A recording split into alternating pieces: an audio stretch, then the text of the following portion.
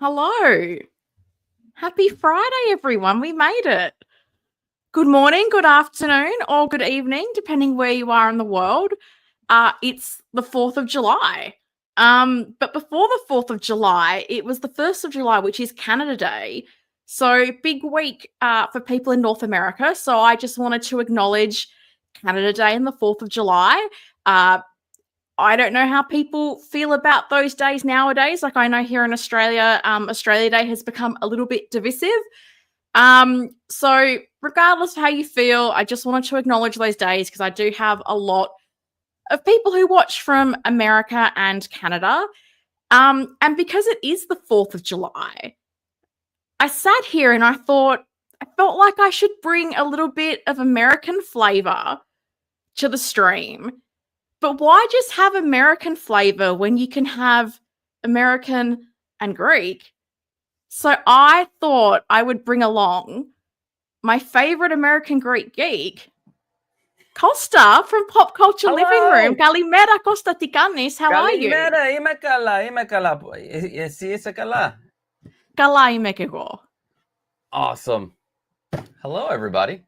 Hello, welcome. Thank you for spending your Friday morning with us. I appreciate you coming to hang out.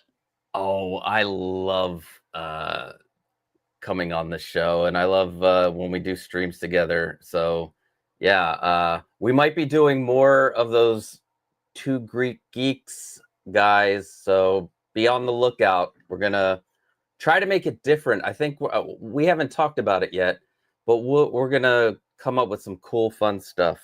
So yeah, I'm excited. Let's some exciting stuff happened today. Oh my goodness. It was so funny, Costa, because the way the week was trending, I was like, oh my God, like this might not just be a good week, but like a Star Wars free week. But then of course we had to get limited edition Gregor or whatever the heck his name was. And I was like, damn it, Howie, you couldn't give me 1 week without the Star Wars. But a lot of other stuff to talk about. And InArt, of course, dropping a few teasers tonight. So we'll talk about the Superman. We'll talk about the Michael Jackson. We'll talk about some JazzInc. We'll talk about some Hot Toys, of course. But quickly, I'll just see who we've got in the chat. So we've already got quite a few people. So thank you to everyone who's coming to hang out. Is the 4th of July like we would say public holiday? I guess you say vacation. Is that like a day everyone has off, or is it just selected types of work? There, the majority of people have off, but they still have shopping open, stuff like that. I'm sure there are restaurants that are open until like 6 or 7 because a lot of people like to go see the fireworks. And being in Philadelphia, which is the birthplace of everything that's happened of this country, the birthplace of the country, the celebration here is like one of the biggest in the country. Oh, cool. Yeah. And we celebrate, we do the fireworks and stuff at the Rocky Steps. And by Rocky Steps, we mean the art museum. A lot of people, it's the only way, like you'll say art museum and they'll be like, Rocky Steps? And I'm like, yes, the Rocky Steps. But I feel like it's one of those things that one day I have to come and probably not run because I'm not fit, but maybe just leisurely stroll up the Rocky Steps one day. Yeah. Oh my God. It is very, it's a lot of steps. Yeah. So, and they're like very close together. So you're just like, but yeah, I mean, I got little legs. I'd probably be okay. And to look over to see City Hall and the rest of the city down the street, down Benjamin Franklin Boulevard. Yes, Benjamin Franklin, founding father. Boulevard. Yeah, it is a lot of it. If you love that movie, it will make you feel a little bit emotional when you do it and when you're up there. And we have a every November there's something called the Rocky Run. It's just a half marathon. So it's a 5K and a half marathon, and you run around. I mean, you end up at the Rocky Steps at the end, but you run around the city a bit. It's a lot of fun. Now, there are a lot of crazy people that do a Rocky run, an unofficial Rocky run, following the montage in the movie. And the montage in the movie is not realistic because the locations you see him running to in that order, like you're supposed to be seeing, it's a total of like 51 miles if you were to run, because you're running around. It's not like you're running here and then you got to run back and then you got to run. It's crazy. It's you can't do like, that's around you can't do the 80 movie run. kilometers. And I'm pretty sure like 42 kilometers is like a marathon in Australia.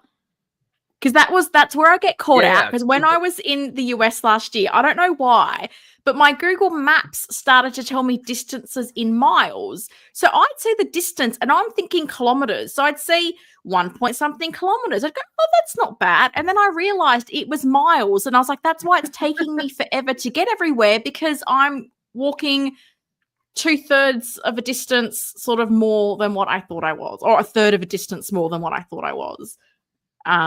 Yeah, and Happy to days. relate all that to 1/6 scale, I'm going to get the Stallone shop Rocky, the one who, you know, in the outfit, the underdog version, because it comes with steps. Although I'm thinking about buying the base model and making my own art museum steps with 3D printing, which I think I could do a better job and, you know, make it, fill it out and maybe put a backdrop around it. But having him do his pose looking over the city, I gotta have one of those. So you don't want the Star Ace Rocky? You don't want that one? I do, and there's only one. There's a couple reasons why, and it's not just they have the bad guy. They made the bad guys too, and they look horrible. But I would love for Randall to review them. The problem is the Star Ace ones are why do I look mirrored? Hold on, let me fix this. I don't want to be mirrored. You don't look mirrored to me. There we go. Now now you can see it there. All right. The Star Ace ones are still expensive. I do not want to spend like 250 plus on the aftermarket. I do not know why they're more expensive when there's the same figure that looks better from the people at the Stallone shop. But I have this whole plan, like Randall doing reviews. I'm going to make felt glove hands, so it looks like Randall is like, you know, you see the above view, and you know, it looks like Randall is like going through the thing, but then I'll do like the face-on view with him talking. I think it's going to be amazing, guys. Oh, I would watch that. But I would watch Randall reviewing. I need to find ones that aren't that expensive, because that 250 could be for that's something Hot Toys prices over there, isn't it? Like that's insane to me. It is crazy. Yeah, I like go on eBay, and that's Star Ace is still somehow holding their value. That's crazy to me. I didn't even realize, because it's just never been in my mind to buy Star Ace, so I couldn't even tell you what the baseline prices were. But I know other Hot Toys figures, I hear prices of, like when people talk about Sideshow prices, like 230, 250, 280. So if you're telling me like Star Ace is in that Hot Toys price range, is just insane to me. It is, and let me be fair to Star Ace. I'm going to be fair to them right now. Not all of their stuff is crap. Or looks bad. It's their celebrity, their head sculpts of human beings that are actual real people, and them trying to make it look like the real people. But they have a Clash of the Titans line or a Ray Harryhausen line of his monsters, and those look fantastic. I'm thinking about getting the Medusa from Clash of the Titans. I gotta find it. I want to get Bubo. Although the only one I can find is the chrome one instead of the regular one. Like the little, obviously they're not all 1/6 scale, because having a Hydra having the Hydra it'd be so massive. But they have the Cyclops. They have, I mean, they do, and I want their Stay Puffed Marshmallow Man. I know it's only like a foot tall or so, but I like it. I want the one where he's all like, it looks like he's getting shot with the proton pack, so he's like burning up, and it looks great. And it's available for pre-order now at Sideshow. Oh, okay. It might not be 1/6 scale, because then it would be like 4 feet tall, or maybe even 10 feet tall, and that would be cool though, to have a 10-foot tall Stay Puffed in your house. But you should try 3D print that. Oh my God. Do not dare me. Do not dare me. Because I've seen people build life-size figures where they're doing one little panel at a time and then gluing them together. So don't dare me. I will put that behind my my AT-AT that I'm doing. The head, just the head, it's 3 foot by 3 foot. So I'm doing the head. Wow. And I'm gonna do I think I'm gonna do a TIE fighter cockpit before that, because the TIE fighter pilot, I want it done before that gets released. And I know Miss Allison approves. So I got my Star Wars Tatooine mug here from Starbucks at Disney. So yeah, but yeah, I don't want to shit on Star Ace for everything, because not all of their stuff is bad. It's their people. They're regular people. Look at all their Harry Potter line. When I first started, I'm running on here. We want to get into the stuff today, and I'm sorry.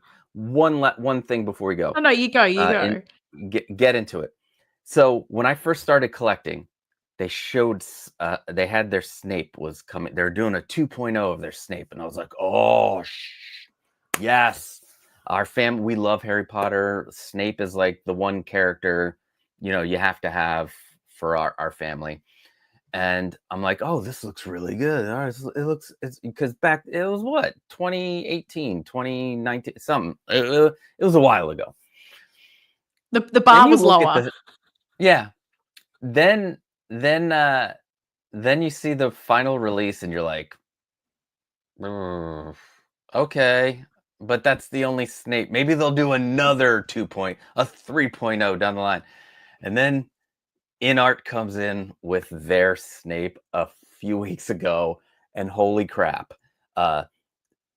Star Aces is not just trash. It's like a 2-year-old made it.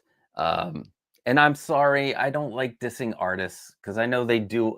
Like being a creative, you don't want to, but you're a big corporation and you're still getting all these licenses somehow. You should hire people that are good at sculpting, unless the sculptor is the owner. That's the only thing I can think of. Maybe you've cracked the code. Maybe you've cracked the code. Maybe that's why it is. Maybe it's the owner's the sculptor and he thinks they're all amazing. I want to know, does the chat think that who is backing Star Ace to get all these licenses? Let me know in the comments. I want to know who's backing them. Is it a shady shadow organization that? Something like that. I'm just going to quickly go through and see who we've got in the chat. It's like, God, there's a lot of comments and a lot of people watching, which I appreciate. Hello, everyone. Ramstein fans here, wishing everyone a happy 4th of July. Absolutely. Carlos is here. He's watching live, which is awesome. Carlos, it's always nice when you can join us live. Happy 4th of July to you. 97 degrees in Jersey. My goodness, that's getting up there. I think it's like 9 degrees Celsius. I don't know what that is in Fahrenheit here. He's not too far away from me, so. Oh, okay. Yeah, Jersey and Pennsylvania are next to each other. Okay, I've been to Jersey. I went to Edison, New Jersey, which was just like random, and probably one of the few places in the world I felt like I experienced racism, but that's a story for another time. In a Korean supermarket, fun fact. But anyway, Carlos says he's looking forward to the stream and to discuss the new Superman figure. He's going to see the movie and thought Hot Toys showing off their figure on the interview with Superman was pure genius. Yeah, it was cool to see the actors react to it. Let's make sure we hit the like button for our dear friend Helen and subscribe. I mean, of course, I appreciate it. It's free. Also, check out Costa's channel as well. He does amazing content. We've got the toy collector as well. Happy Friday. I know the InArt Superman tease. I kept having to update my slides because they ended up dropping 2 different photos, which is interesting because I did wonder, are they the same head sculpt or not? I'm not entirely sure. Jaron's here as well. Interested in what we think of the Michael Jackson. Yeah, we'll talk about that. And of course, Hot Toys v InArt. It's I think the debate is happening in all the Facebook groups as we go.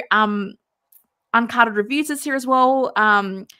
Has anyone been keeping score? How many times have they made competing characters? It's quite interesting because they've done the Heath Ledger Joker, the Joaquin Phoenix Joker. We've got the Robert Pattinson Batman, Cavill Superman. Well, they say they're going to do Batfleck, but I feel like they haven't actually shown that yet. And then would this make it 5? Is this, or am I forgetting something? Yeah. I feel like that it's probably at that. But then Hot Toys hasn't released their Joaquin Phoenix Joker, so we're waiting for that one still. But I feel like we're at 5, and it's all in that sort of DC space because I guess that's the licenses that InArt can get, right? Well, yeah. We'll talk more about that. Absolutely. Ash Chase is here. Hey, Ash, how you doing? Got some new names which I always appreciate. Ricardo. Hello, everyone. Hello to you, Ricardo. Thanks for the belated Canada Day salute. Always. I think it's a beautiful country. I've worked with people in Canada, so that's why I always remember Canada Day before the 4th of July. Anthony Stanfield's here as well. Hey, Anthony, how you doing? 2 Greeks equals Tim Tam Slam time. Well, we should maybe we'll save that for our 2 Greek geek stream. Maybe that can be how we start. We can do different flavors of Tim Tams. I'm waiting for a shipment of Tim Tams. So I was thinking we would this next week I'm gonna send you Philadelphia cakes. Oh. And maybe if it gets there before the next thing, we could do like a whole snack thing. Because I checked the tracking. It said Monday. Okay. So it said because because ever since I sent cousin Anthony that parcel that went missing for like literally 3 months, and Australia Post was like, "Can you please stop calling us? It's lost and we will give you a refund." And I'm like, "No, find my parcel." And then it got there. Like I got the refund, but then it got to him mysteriously anyway. I get a bit neurotic about the tracking because I'm like, no, like it's not on it's going on a plane. How does it? And it didn't even leave their facility. So how did you lose a box in your own facility for 3 months? I still will never understand. Weird. It was the most bizarre thing ever. Because then when Anthony got it, I said, "Was the box mangled? Was there some problem with it?" He's like, "No, it looks fine." I'm like, I'll never understand. We've got Star Crash. Let's give Helen tongue twisters to test her enunciation. Well, I hope I'm doing better this week than last week. My goodness, I could not speak last week. It was alarming. Winman's here as well. Hello, happy Friday to you. Winman. Goodness, we got so many people. Ricardo says, "Hi, Helen, watched a few times, just subscribed. Thank you. First time in the chat, live in Miami. I lived in Perth, WA for a couple of years." No way. Are you serious? I love Down Under. Lots of good friends and great memories. Oh my goodness, what are the odds? Lived in Perth. Wow. It's a lovely place to live, I'll be honest with you. I've traveled a lot.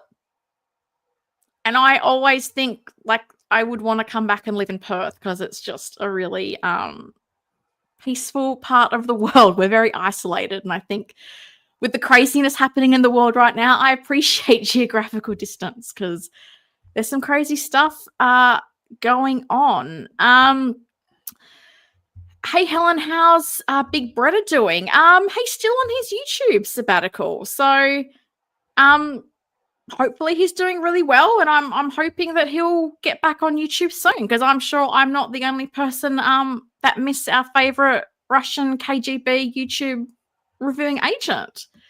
Hopefully soon. The great growers grow great grapes. Anthony, that's a bit mean. That's a bit mean. Carlos says, I know you always talk about the Tim Tams, and if you remember, my wife found them for me. Now you have to try my version. You're going to have to send that to me in a message, Carlos, so I can try to remember. I did have some delicious stroop waffles this week that cousin Anthony sent me from the Netherlands, and they were top notch. They were so good. The Broke Collector's here as well. Happy birthday, America, for sure. My foundation member, he's a great guy. Ashley Chase. That's very kind of you, the super chat. I appreciate that. Thank you, sir. It's Saturday for Ash now. Release the Wolverine. I know. You want to know where Wolverine is. I understand. You and a lot of people. They messed up the head sculpt. That's why it's taking a while. You reckon? Oh, sure, he's jumping around. In the scale of crazy collectibles, are you guys also seeing the Labubu pops? They come from Hong Kong, and I just got one for my daughter. Are your kids are into that too? No, I started getting bombarded with it, so then I started to look into it, because I don't just stick with 1/6 scale, and I'm like, all right, what is this Labubu? And being at Disney, there were people with them on their backpacks with Mickey ears, and like dressed up like they're at what do you call it? Like they're going to Disney, they're dressed up, but they look cool. I think that they look cool. If I wanted to 3D print one, you can, but they're really plush or figurines, and they sell out quick. And some of them, when they do like a crossover where it's like Labubu and One Piece, or Labubu and those are like the ones that are really. So you can go to the popmart.com, I think it is. Popmart is a store in Japan that is the ones that created this. People wait in lines over there when there's a release. So yeah, and they look cool. Look them. They look. I think they look cool. No, I had a co-worker show them to me, because she's got a daughter who, I don't know, 10 or 11. I think at work they think who knows what they think when I say I collect action figures. Because she's like, have you seen these Labubus? And I was like, I'd heard, but I hadn't seen them. Because she was doing if you go to Hong Kong again this year, which I'm hoping to do, she's like, you could just buy a bunch of them and sell. But then she was telling me how there's then like on Temu like Lagugu, and like there's all these like knockoff versions already. I'll see you, Shuri. Which made me laugh, because I was just like, maybe if I come across them in Hong Kong, I should stash some away.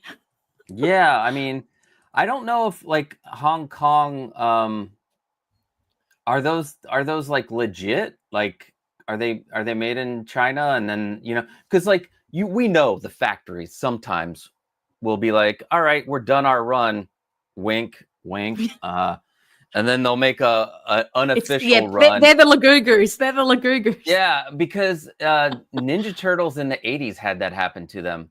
And the knockoff Ninja Turtles, which aren't really knockoffs, are just not part of that, like the official run, are worth more than. Oh, really? Yeah, there are knockoffs that are worth more. So, yeah.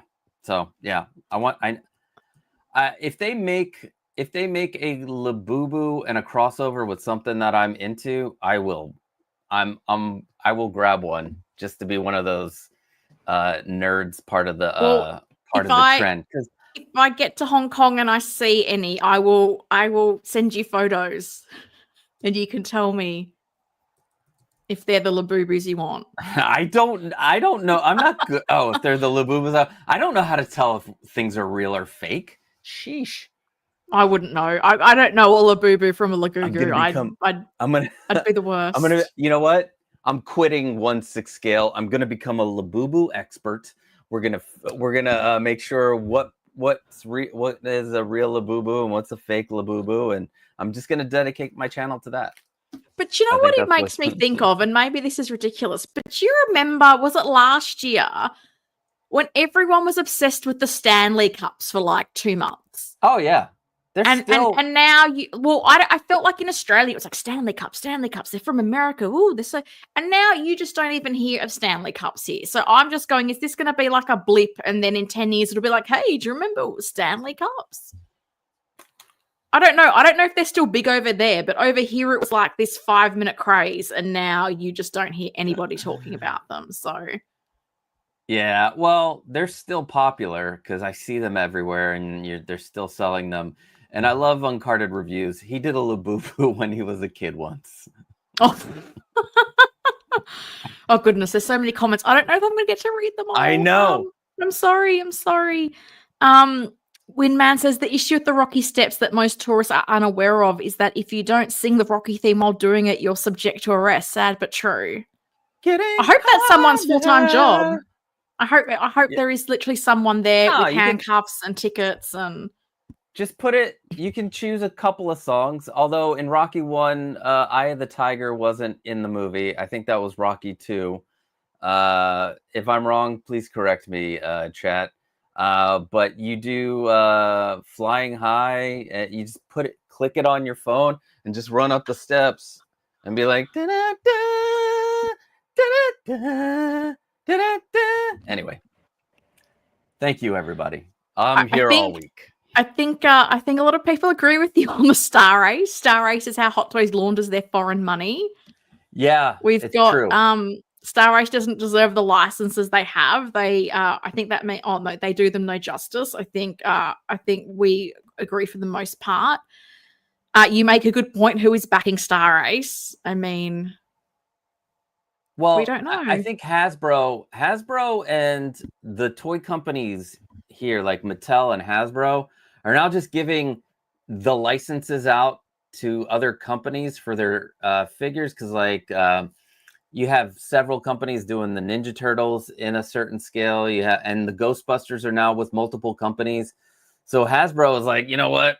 We'll let them fight over it. We're just going to give them the 1/6 license to anybody who can pay for it. And everybody gets a shot.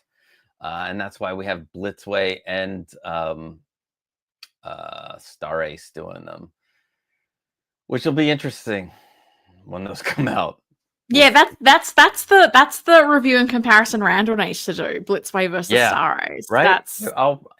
Yeah, that's the one we need. Star Ace ones are still $280.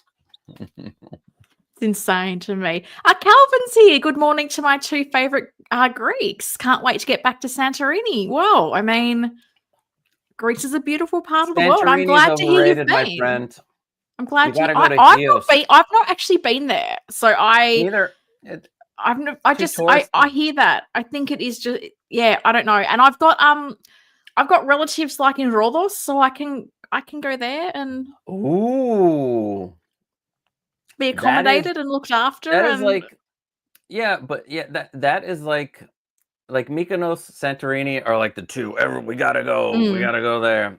But like Rhodes is a step down in the amount of people that are, of Americans, we'll say, because like a lot of Europeans love going. Like there's a lot of Europeans a lot of British people go there. Yeah, a lot of Brits, because my cousin literally has a supermarket in Lindos, and he only opens during the tourist season, and he imports all the bread and tea and all the like British staples, and they all come to, because they want, even though they're in Greece, they want this bread and that tea that they have back home. And he just opens this supermarket for like 4 or 5 months of the year during the tourist season to sell all the stuff to the Brits. And then he's got like another business he runs the rest of the time. So quite entrepreneurial.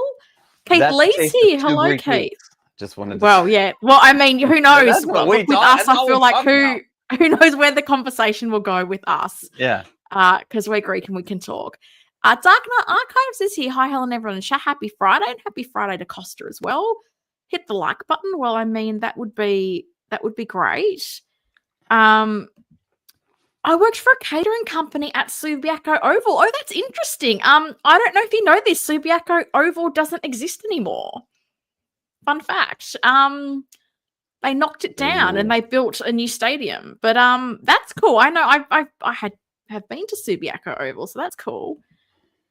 Isn't Danny Ricciardo from Perth? We love Formula One. He is. He is in there. He is a Perth boy. So I have a signed photo somewhere in my house. But yeah, no, he absolutely is from Perth.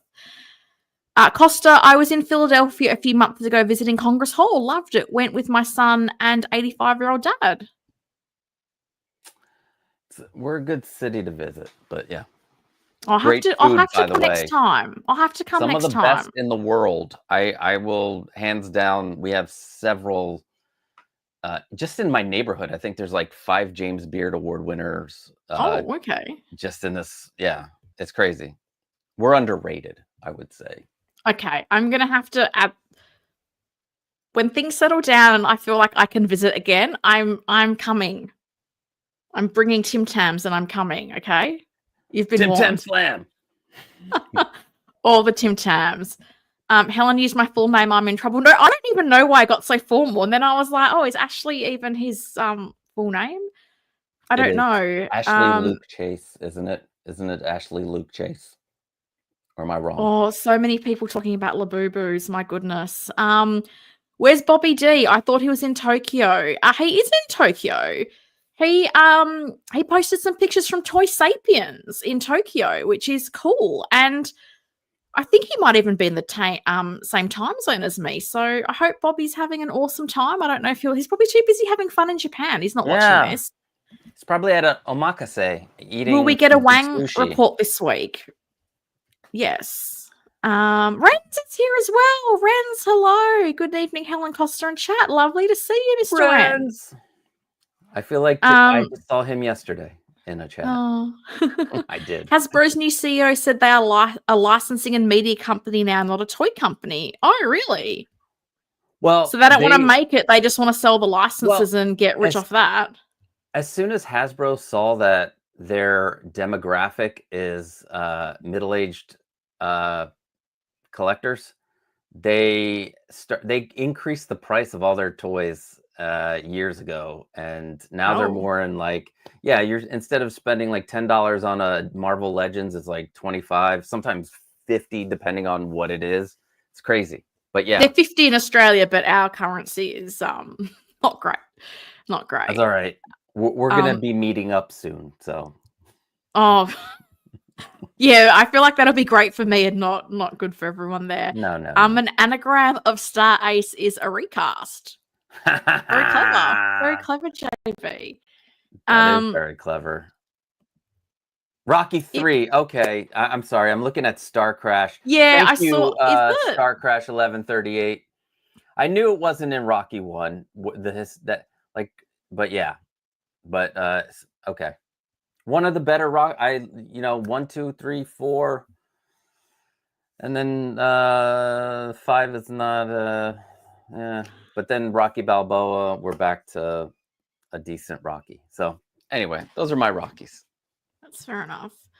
This is very kind. If you ever come to Chicago, please let me know. I'll take you around for some deep dish pizza. I've only ever been at Chicago Airport transferring. But I did get to experience deep dish pizza, and I had the fortune of sharing it with Bob Dylan and Kurt, aka Diablo Fett. So I felt very lucky that I got to have lunch. And it was interesting because this pizza came out and it looked small, but it was like it was an experience, like delicious, but it was like rich. Like the amount of cheese was insane. Like I enjoyed it. Like I know New York people go, oh, it's not a pizza, it's a casserole. Because I remember someone in New York saying that to me about Chicago pizza. But I kind of think they're all delicious. I'm not going to discriminate against pizza. It's amazing. Oh, Carlos has sent me some pictures of the biscuits. Caramel in the middle. They sound a little bit like stroop waffles. Oh. which Rocky had Mr. T? That was the best one. Oh, I get so confused as to who's in which one. 3. Oh, I pity okay. the fool.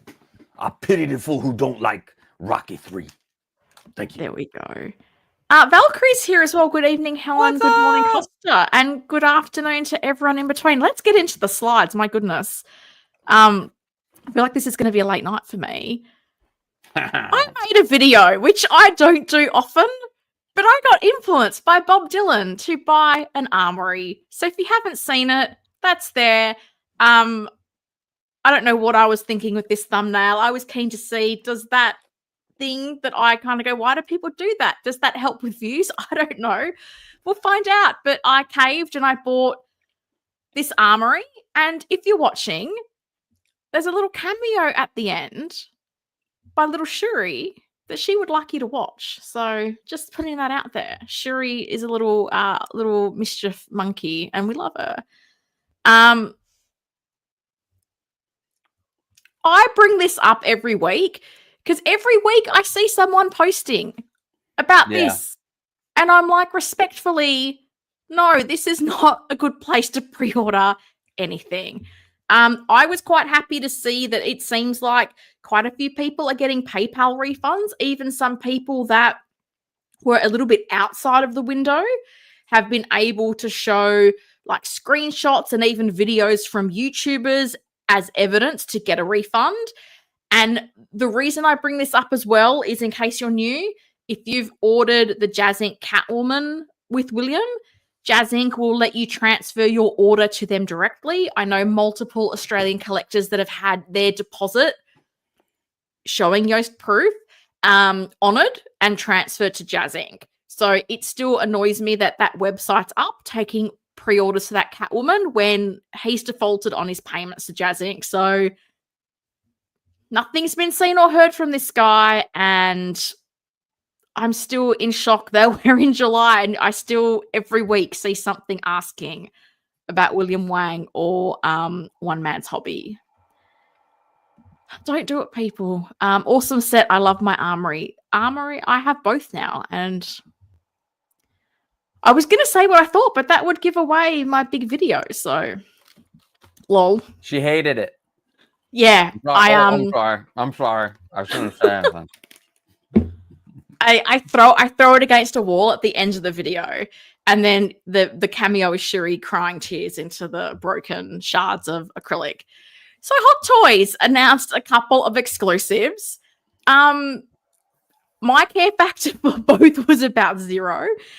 Interesting that a 2.0 of a stealth suit Iron Man Mark III. I don't have big feelings, but it was announced, so I bring it up. So Costa, do you have any thoughts or feelings about the stealth Iron Man Mark III 2.0? I personally love the colors on it. I love the chrome on it. I like that it's I hate exclusives in general, but something like this that's not a mainline Iron Man. They're not going to sell. I don't think they would sell like a regular batch amount. So I'm guessing that's why they're doing this as a as an exclusive. I think for Iron Man collectors, they're going to eat this all up, which is fine, guys. They're going to make Iron Man until I don't know, until the world collapses. You're just going to have to deal with it. Iron Man, Spider-Man, Batman. Who else out there do they keep on making a bunch of? I want to say Troopers. Darth Vader. No, well, Troopers, if they're different, they're different. Troopers are different, meaning that they're an army. So if you got an unnamed trooper and you want to build 1,000 of them, people are going to buy those every time. But something like the Iron Man suits, there are a lot of suits that they need to bring into diecast from Iron Man 3. So yeah, I think it looks great. I think it's appropriate to be a 2,500 exclusive because it will probably take a while for this to sell out. It'll sell out on the day, but it might take hours instead of like minutes, like a lot of stuff. So But I mean, that color scheme looks really cool to me. And if I had all the money in the world, I probably would have every single Iron Man.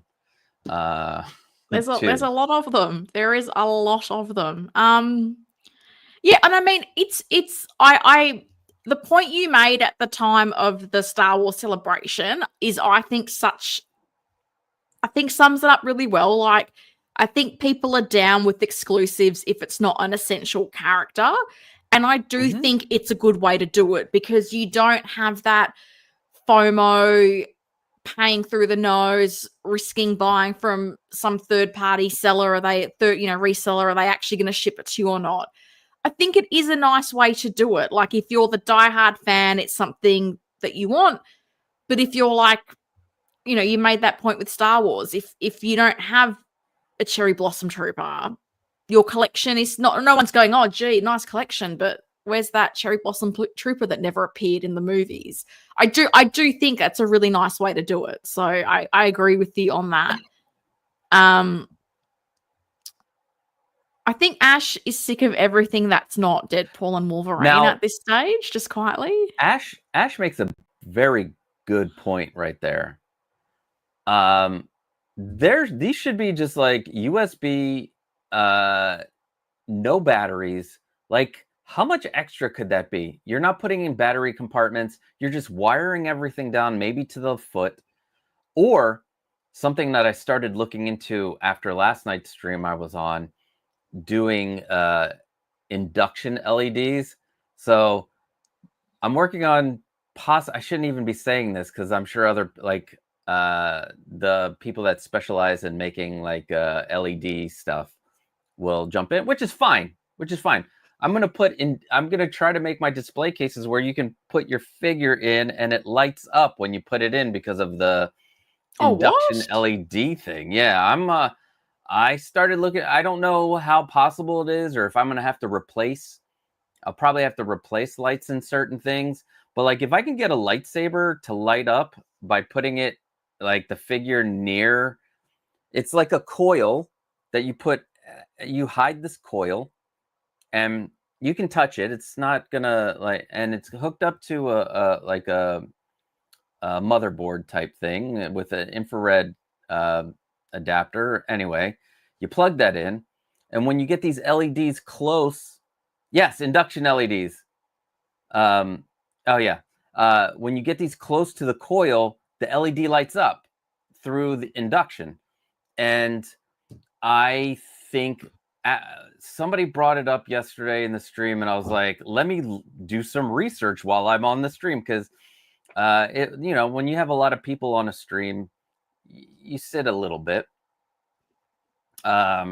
So I am working on cases right now where we can have a fully immersive case with sound, with sound like smoke effects, where you either hit something on your phone and you can have it set up. Like, it started to come into my mind about like using fog and stuff. A lot of the guys on the live streams brought up putting speakers in there. They make little itty bitty speakers. Imagine putting, taking your figure, putting it down, and then next thing you do is hear the little the sound of a predator and a little bit of fog coming out, and the lights are like red, but then whatever else needs the light up gets lit up through this induction. Anyway, I'm gonna. I should. You need to. Well, I didn't even know this was a thing. It's a lot. But B, keep us posted, because I was saying that last week that, like, because I built my cabinet and I was like, I'm never going to light things up. But now I want to light things up. And as you know, I've used like metal backing, and I don't want to have to take it apart to run cables. And I kept thinking, could I find some kind of Bluetooth power bank that I can control through my phone, so I don't have to take acrylic out to flick switches? Yep. So I need to find something like that. But also, I hear you about the sound stuff, because the little, the Avengers diorama I bought in Hong Kong last year has like a sound card in it. So it plays wow. like 90 seconds of like the Avengers theme, which I didn't even know when I bought it. I just bought it because I thought it was like a cool diorama. I was like, I didn't know if I wanted it for my Avengers or my A-Force. I was like, I'm going to get it, can save on postage, because the dioramas at Full Team Creation, they use like imitation stone. So this thing weighs like about 1 kilo. Like it's not plastic, it's substantial. And I didn't realize, because he showed me underneath, it kind of had a gap, and that's where he's put like the wiring and the sort of sound board card, whatever it is in there with a little speaker. And then on the side of the diorama, there's just a little button, and it plays this music clip, which I think is awesome. So yeah, I think you got some eager fans when you dropped this Costa. One of my guys, one of my people, Saturdays show off 3 p.m. We talk display cases as part of it, and one of the guys brought up, wouldn't it be cool if you plugged in your Star Wars figure and the lightsaber ignited with the sound, and then you would have the humming sound come out. So I think it was Carrie. I don't think Carrie's here at the moment, but so yeah, we do a lot of brainstorming. Come join our Discord. If you want to have like a really cool display, I'll pop the link in the chat if you've got it handy, Costa. I'll let people know where to come, because Costa's doing all kinds of cool 3D printing. I know Miss Allison now wants a 3D printer because she saw you 3D printing Star Wars panels, and she's like, why are we not doing that? And I'm like, respectfully, get a job and buy your own 3D printer. Miss Allison definitely needs a 3D printer. And the chair you printed, she wants dewback chairs, and I'm like, I don't think that's a thing. No, She's you know crazy. what she needs. She can print her own. Not her. You can print your own Dark Knight things that you might want to add that aren't available, but you can print them out to go in your case, to have just the little extras. You can actually make your bat cave, make an actual bat cave. What Broke Collector? I want to say Broke Collector. He made one of the coolest Batman caves for his the Batfleck bike that's in the Flash. Man, and what he used was panel that looks like rock that's used for aquariums. And you can put it in your Maji case, you can put it in your aluminum cases, you can put it in the back of your display case here, and make your display kind of look like the Batcave. He also put the lights at the top. He made it look like Batfleck's room, where he has that room with all the panels at the company. Oh yeah, or wherever, yeah. But yeah, there's a lot of cool stuff, and we give tips, tricks, all kinds of stuff. And if I can figure out this, my Discord, because I'm about to change my Discord to be a community Discord, so we can have more things happen there. Because right now it's just a server, but now I can't even find where I put the link. I will figure this out. Whenever you find it, drop it in. Move on, and I'll find it, and I'll oh, there it is. All right, I'm gonna drop it. There you go. All right, as Carlos says, hit the like button. We're here trying to keep you entertained on a Friday. It's appreciated.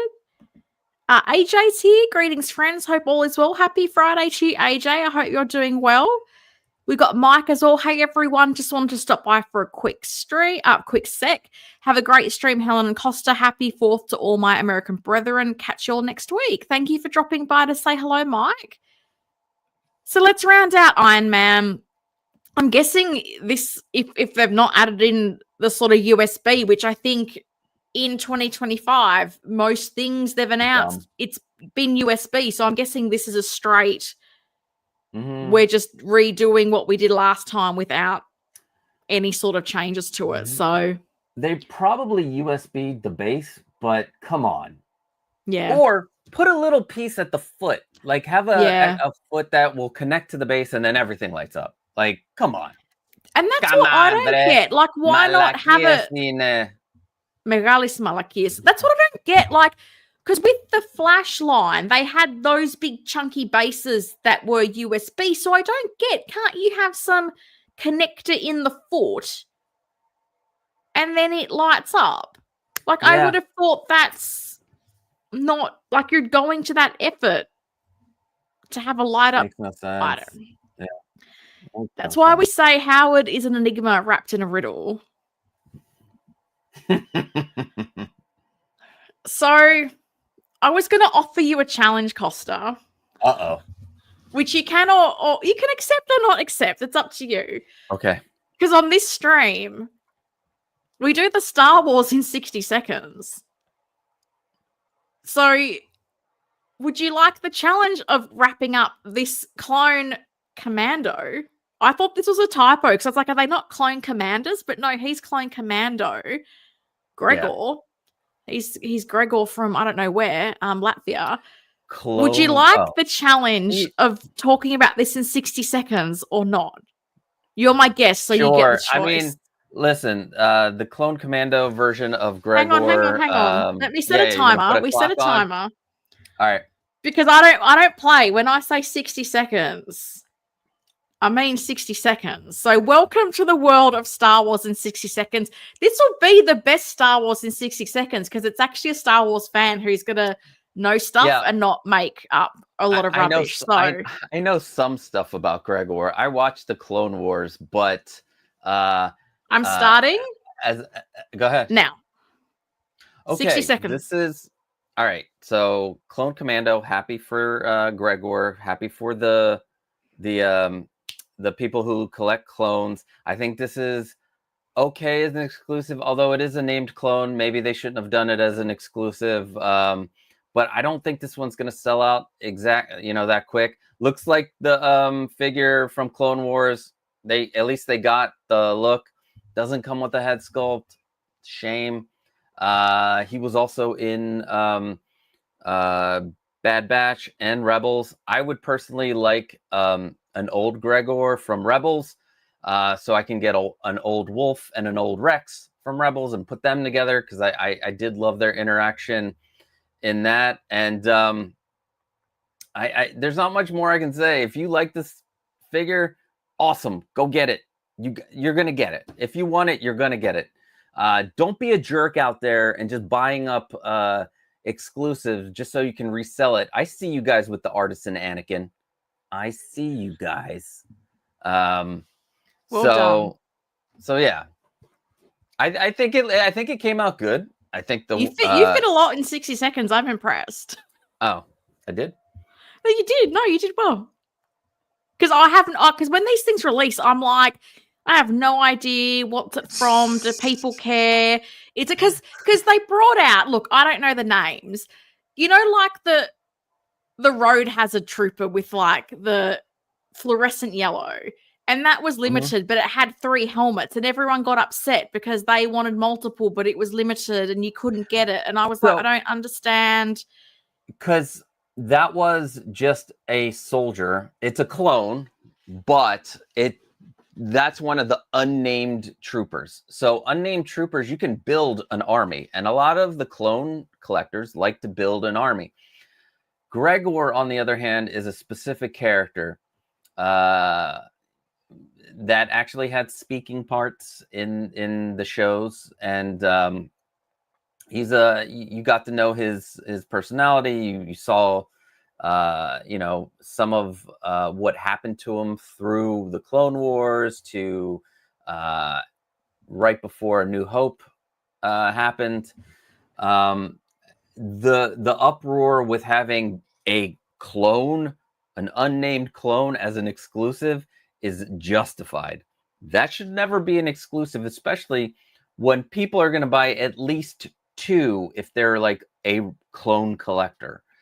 And Hot Toys left a lot of like that the Umbra Trooper, I think you're talking about, the orange and was it yellow and black or orange and black? It was very high vis. Oh, it was orange. He looked cool. Yeah, they made them look cool. The only one that they didn't make exclusive was it looks like this figure, but it's all white. And they didn't make that exclusive. But I feel bad for like the clone collectors that might not have even gotten one like that. And to have to spend double, because a lot of these end up being double on the aftermarket, especially very soon after they get released. So I remember during Celebration, there was this Australian guy who'd obviously gone over to Japan, and he was at the con, like, flipping the figures. Like, he obviously bought like 2 of everything and then was trying to sell all the spares, and in some cases 2 of each. Like, so he didn't even want either, like, one for himself. He just bought them purely to flip. And the whole thing was like, you know, selling now. I don't want to have to bring these back to Australia, probably because he didn't want to get potentially, you know, if he got stopped at customs and he's got more than the amount of goods he can bring into the country duty free. And it annoyed me that people snapped them up. I was like, no, let this dude have to drag them back to Australia. But this is what happens, that FOMO hits and people are like, oh my God, oh my God. And this is where, as I say, I do kind of agree with you that I think things that are essential, I don't like them being limited. Like, it's different if it's a, you know, let's say we're doing that, like with Anakin, like, I don't agree with that just being artisan. Like, if these Anakins are things that people want, like, I would like there to be the standard release. As much as I don't like Star Wars, I feel like I'm only down with artisans being super limited and then not being a standard release if it's something like that Age of the Apocalypse Wolverine, where it's not that's mainline essential character. That's a perfect couple of seconds in the movie. But yeah, I just like Hot Toys, and they should do what InArt does. They should do a lot of things that InArt does, and one of them is have your figure available for at least a month, because that's what InArt does. You get a month to decide if you want it. I mean, they should also add premium goods to everything. If you want to call it artisan, don't call it artisan, because in our brains are wired to think artisan means high-end everything. It doesn't mean that. It just means you get hair. Now, yes, you're going to say you can get an InArt for almost the same price as an artisan Hot Toys. I think the difference with those is what Hot Toys pays in licensing versus what InArt's paying in licensing, because InArt only has Asia and Hot Toys has everything. So they have to, I'm going to guess they pay a much, much higher price, especially for the North American market. That I can't imagine how much they pay in licensing fees in the North America. So maybe that's why, like, the prices are similar and you're getting less with Hot Toys. But I still think Hot Toys, just eat a little bit of the cost. You got other figures that you can make money off of, like lots more money off of, than get up to that level of InArt with their premium leather and all that stuff, and then we'll talk. Because with that Superman, the comparison, a lot of people are going to want to compare those two Supermans, but you really can't. And we'll get into that later. Yeah, it's funny because you talk about the artisan, and I was quite pleasantly surprised that 1/6 Kit had the artisan Wanda, and it was available for a little time. And I really had this debate about it because I've got the sculpted one on order, but I was like, oh my God, I could get the artisan one. But there was a big part of me that was like, do I trust that suit's going to have longevity? No.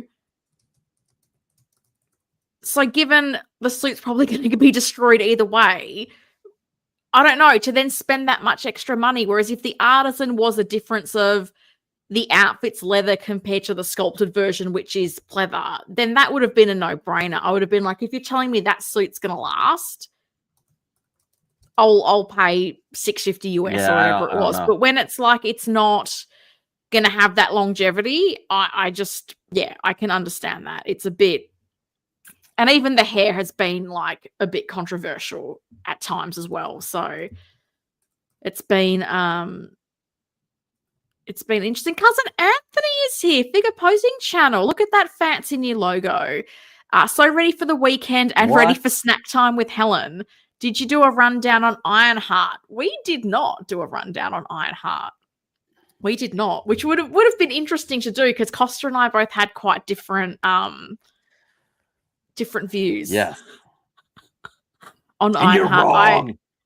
wrong. I'm kidding. No, I couldn't get into it. I'm sorry. I wanted to like it.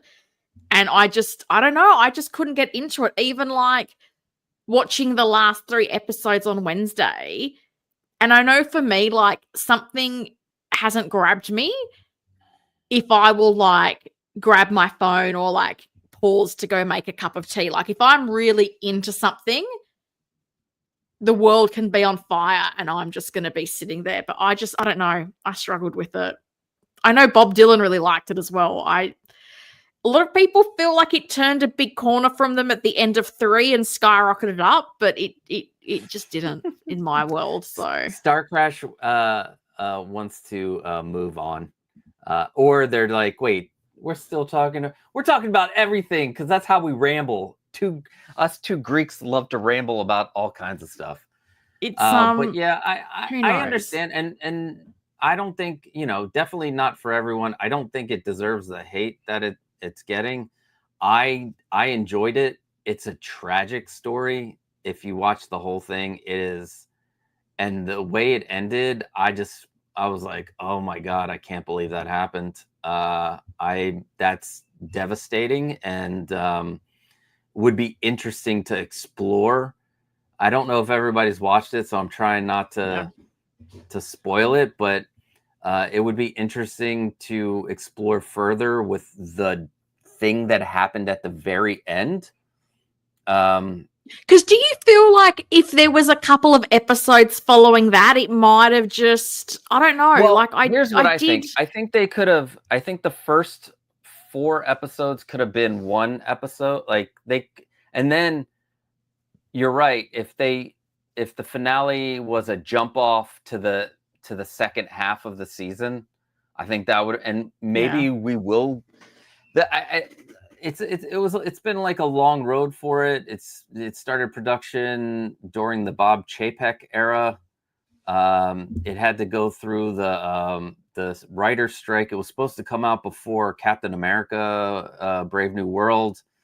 I saw that one of the characters had a different role. It would have been in Captain America if this came out before Captain America. Yeah, I don't know if the character Joe. I'm just gonna keep it at Joe because I don't. Yeah. They had. Interesting. They were gonna have a very different role. Yeah, if it came out before. Captain America. So. Because you know what? Uncharted reviews. Will we get a Ironheart figure or not? I do not think so. I don't think they're going to be doing many TV shows. I don't think. I think there's too many pieces of media for the thing. I think I want to think that Hot Toys is going to just concentrate on the no spoiler. Is going to concentrate on the movies. Yeah, I think they're going to concentrate on the movies and not the TV shows. That's what I think. I could be wrong, obviously. I mean, but the track record's there. Like the Disney Plus series, a lot of them have not had figures made from them. I think WandaVision is potentially and Loki had the most characters because they did 2. And Hawkeye, Loki's had Loki. Hawkeye only had Kate Bishop. And never mind. And they started out making figures. Yeah. I think because they had Winter Soldier, but you saw what happened. We were inundated with Marvel figures because they were still making stuff from the movies on top of the TV shows. And it's like, how do you, as a collector, how do you like keep up with that? And you can't.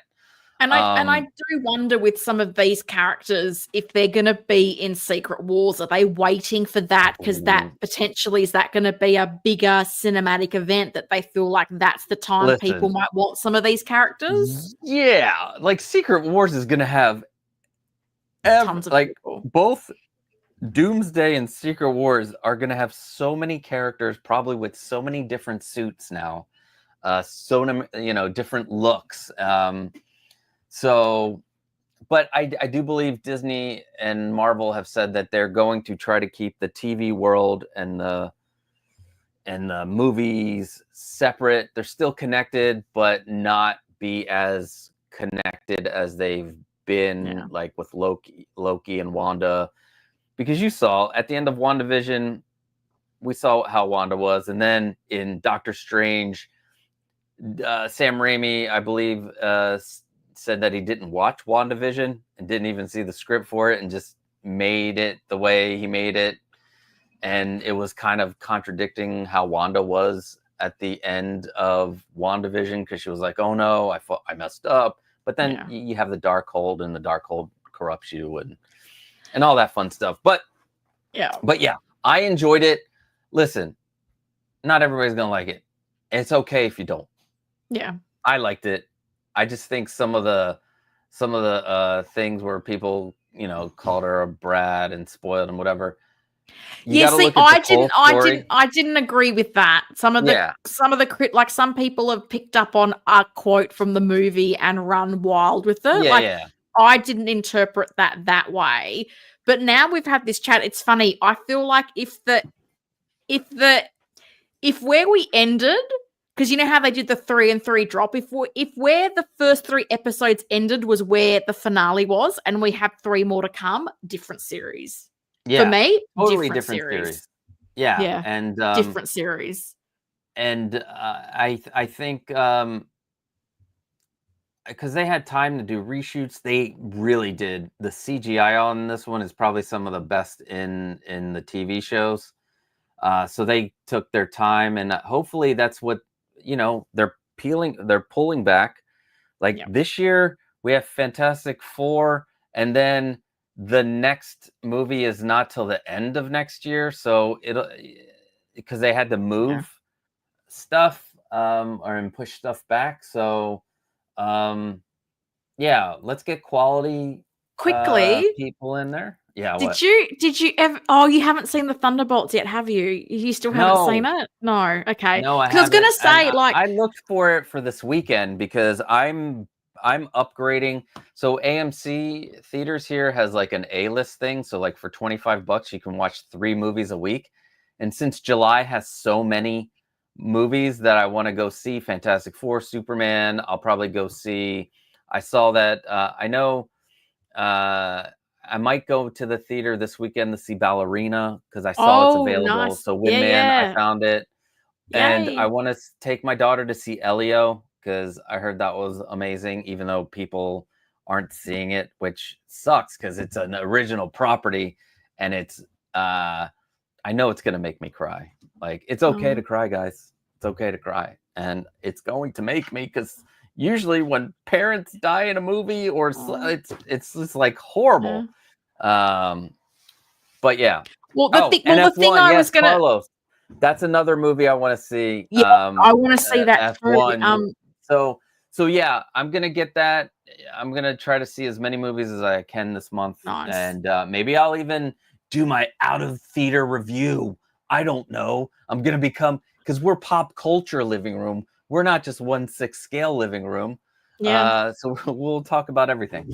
Oh, well, the reason I was bringing up Thunderbolts is because that's sort of the first movie from, I guess, the new era of Marvel. Yeah. And it is. In addition to really enjoying the movie, it did make me go, okay, I think we're back on. I think we're getting back on the track to the way it used to be. Let me see if it's available in my area. Hello, S-Beam. How you doing? Happy Friday to you, sir. The sad thing about Thunderbolts is it's a very good movie. A lot of Marvel fans agree that it's a great movie, but hardly anybody wants to see it, which is it's a shame. Sad. It's because it was really good. Like, I went in there hopeful, but trying to be realistic. And I went out of the cinema going, like, I'd happily go watch that again right now. Like, I really, really enjoyed the movie. Oh, It So is good. playing Have in you my found it? yeah. So this weekend Hey! is playing. My wife asked me if I'm gonna go see a bunch of movies this weekend. I was like, I don't know, because I didn't know if I could Go see see Ballerina. So I might do a Thunderbolts. double feature of Ballerina Yeah. and Thunderbolts That would be an tomorrow amazing night. No, double no, feature. Sunday. What was that? That would be an amazing double feature. I enjoyed both of those movies so You want to much. So good. So good. talking about double features?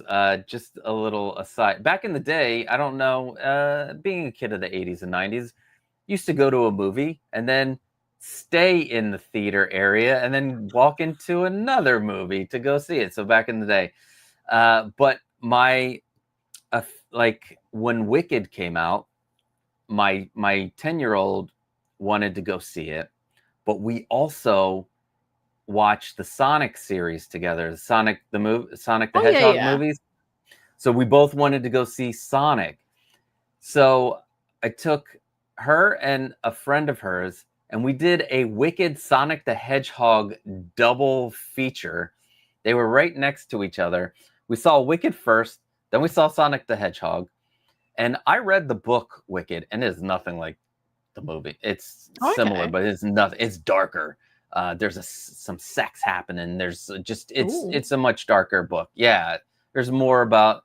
But when we the little ones are in musical theater camp and do musical theater, and that's why they wanted to go see Wicked. And I wanted to see Wicked because I read the book. At the end of everything, I was like, so which one did you guys like the best? Which one? And they both picked Sonic, and I did too. Even though Wicked was good, Yeah. I've seen the stage production. I didn't see the movie, but I have seen the theater. I've never seen the stage production. Everybody in this family has seen the stage production except for me, and I'm the only one in the family here that's read the book. And I would there say, you go. Read the book. It's a dark, dark tale. But anyway, yeah. Well, that's a lovely comment. You guys are great new co-host. Well, we are going to team up to make Two Greek Geeks a regular stream. I'm glad to hear people are liking Saturday. The combo.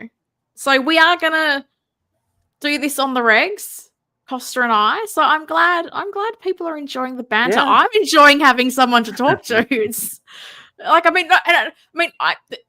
the chat, I'm not like, it's different when you're reading comments, but like to have someone else to different points of view and stuff a bit more instant, like it's such a treat. Thunderbolts is the first MCU movie I went to watch after Black Panther came out. Everything else was such a disappointment. Yeah, I thought the Thunderbolts was fantastic. I'm so glad that it's in the cinema near you, Costa. I'm so keen to hear what you think. This weekend, baby.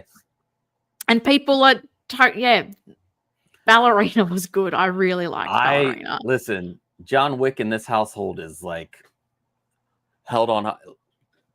I had to make a deal. I made a deal with my wife because John Wick 4 came out, and I made a deal with her.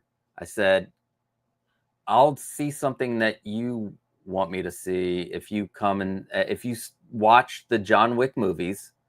So her choice, she's like, all right, you have to watch Demon Slayer, and I will watch John Wick.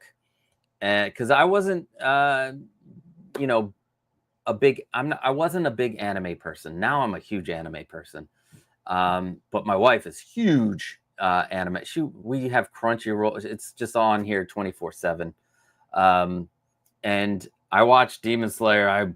I loved it. I have figures now of Demon Slayer. I'm like all in. She watched the first John Wick and she's like, oh my God, that was a beautiful movie. And they are representing his grief perfectly because my wife, her first husband passed away due to cancer.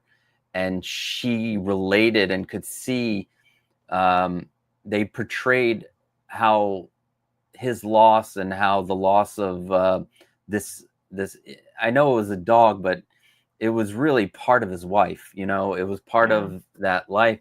And she just was like, oh my God, they did such an amazing job. 2 and 3, she was like, they're good, but it's okay. But then 4, she's like, she's like, Yeah. she's because they just a few months earlier, our middle daughter was supposed to go to Paris for her 16th birthday, which was 2020 COVID. So they couldn't do that. And they went to Paris a few months earlier, and all the sets, they're like, that's exactly, no, yep, we walked up those steps. We did all that. I'm like, Yeah. I'm like, great. But I think that was a great trade-off. She is now, so, and my daughter, just don't tell anybody, guys. But when the John Wicks came on DVD, I didn't see them in the theater because I couldn't at that time. And I was watching them at home. And my little one was watching them with me. My wife was out of town. And she's like, they killed his dog? Oh, they're going to get it. Like she knew what was going to happen. And she's like, yep. She's like, good. They deserve what they get. But she was, oh my God, she was much younger than I think she was like 5 or 6. I didn't tell her, and then her mom found out through her, but she was like, whatever, because we were unsupervised as kids. So there's that. Yeah, I remember watching Silence of the Lambs at a way too young age, and like Greek parents they wouldn't have had no idea that was happening. But it's funny, like I saw the first few John Wicks on streaming. I was a bit late to the party, so the only one I got to see in cinema was 4, which I think was an epic one to see, given it was longer. I felt like there was quite a bit of fan service with some of those scenes, but I would love it if someone did, like, because sometimes in the cinemas here they'll do this weekend where each like Friday, Saturday, and Sunday we're playing Batman Begins, Dark Knight, and then Dark Knight Rises, so you can have the marathon but spread out. And I'm always down for that. Like if they were to do that with the John Wicks and then Ballerina, like across like 5 nights, I would totally do that. I have to agree a little with uncarded reviews. Like the first one was so grounded. Like when they start introduce the bulletproof suits. I mean, I suspended my disbelief. I start, the rest is definitely fantasy, and that world building extraordinary. But that first one is just gold. It's It was on TV the other week, and they're the kind of movies that whenever I see they're on TV, I'm like, I just have to stop and watch them. It's Yep. Windman, you could have been seeing lots of free movies if you were going to Windman Cinema back in the day. Come on, Windman, you would have let me in wait, he said he always he said yes. Yeah. Which surprised them. That's funny. It was so fun.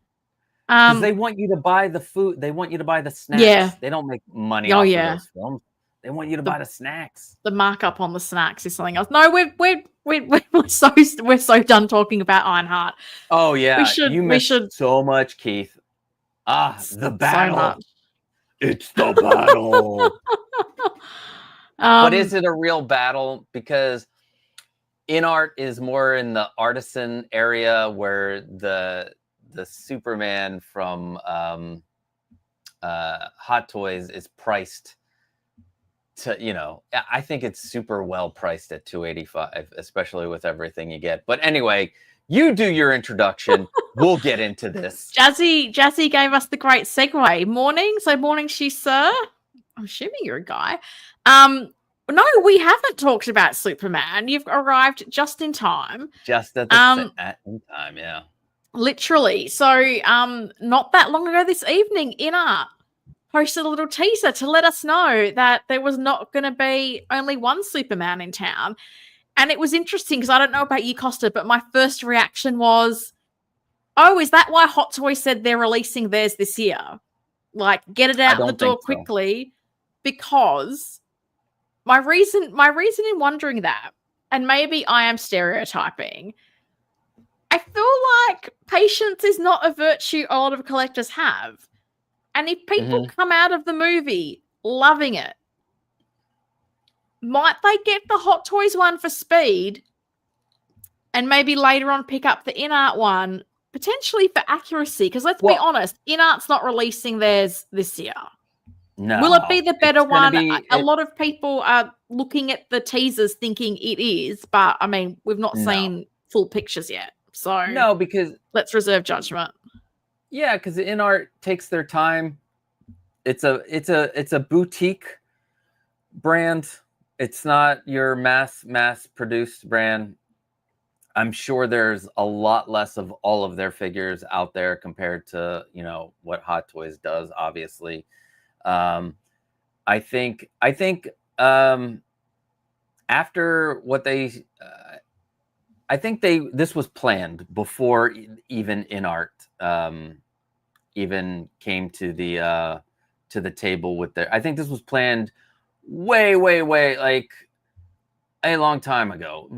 Because you have to have the production ready. You have to get the prototype done quick. This is already in production. It's probably going to be released in days because it does say July 2025. So once the movie's released, I think the blogger photos are going to be up.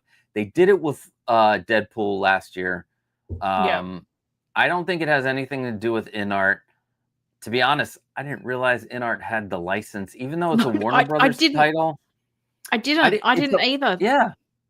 Warner Brothers has the license. It's a Warner Brothers license, but everything that InArt has done has been an old property. Even the patents in Batman, the movie was already out for a bit before they announced that.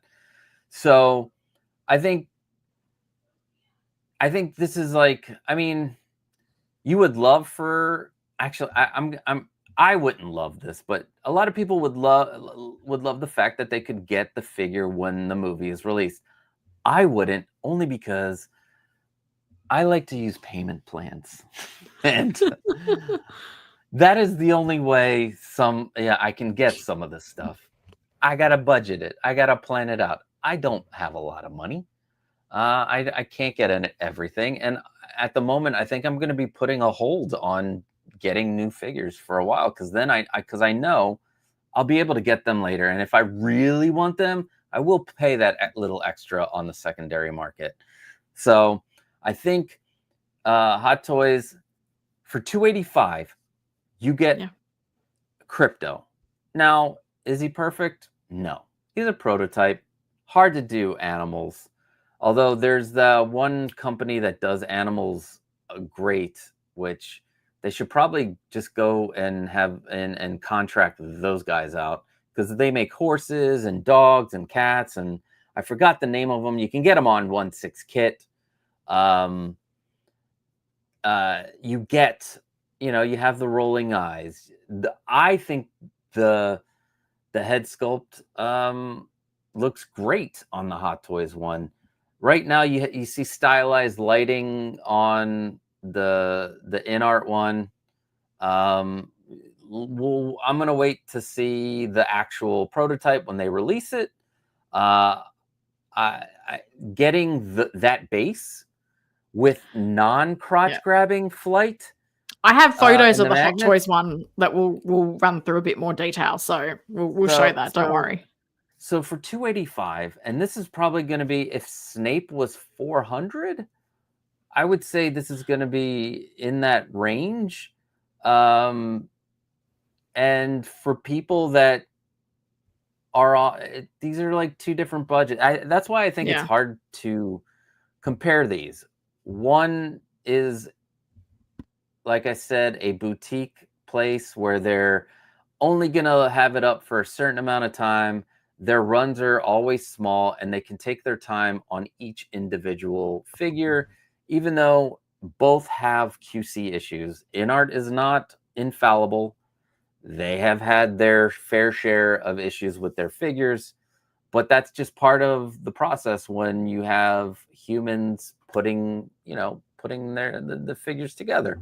The suit on the InArt one's probably going to be a bit better. They probably spent a little bit more money on that. Probably spent, money on the rooting. What kind of base are you going to get? The magnets for the a lot of people are like wondering, oh, are they gonna magnets gonna be strong enough? If you've come on my channel, don't come on my channel. That was poor words. That was only I get to. Only I get to. No, if you watch my live streams, we talk about magnets all the time. All of my cases now have the neodymium magnets. You get a good neodymium magnet, they're super strong, and they will not, like, if they got good magnets, that thing's staying. Will it affect, when it's pressing up against the suit or the cape? I don't know. I don't think so. You might get a little impression, but that's in a spot on the back that, so. But also, I feel like better on the cape than the suit. Yeah. I mean, personally, and they do show that's how they show it to you on the thing, and but I have to say this the reference you made in the Broke Collector made to Deadpool, it's got me thinking, because as much as I don't watch trailers, I do understand there's quite an ensemble cast to the Superman. So I wonder, is this going to be like Deadpool and Wolverine, where they're going to get the title character out quickly, and then depending on that, might we start seeing, is that a test of the waters to see how deep they go into the line? Because obviously with Deadpool and Wolverine, the reception to that's been huge. So they keep giving us all random things we never thought we were going to get. Like, who thought they were getting Human Torch? Might that come into play, that if this does well, then you might get some of these other characters that we've been told are going to be in this movie? I think so, and I think the box office next weekend will be another. It's going to make a lot of money. Will it hit $1 billion? Who's to say? But it is going to make a lot of money. They are going to come out with other figures. I do not think I would want it. I do not think they'll come out with a Lois Lane, because that's not splashy. She doesn't have an outfit, I think the second figure, if they do a second figure, it's not even going to be Lex Luthor. It's probably going to be the Guy Gardner figure, because he looks, with his haircut and everything, the Green Lantern. For some reason, I feel like, or we'll get one of those teases, like the oh my god, like Blade and the Resistance. Yeah, the Resistance. We'll get a tease and be like, oh, Mr. Terrific, Guy Gardner, and Hawkgirl maybe will be releasing. I just don't know if they'll do a Lois Lane. I would like. How can you not do Lois Lane and Lex Luthor in a line like this?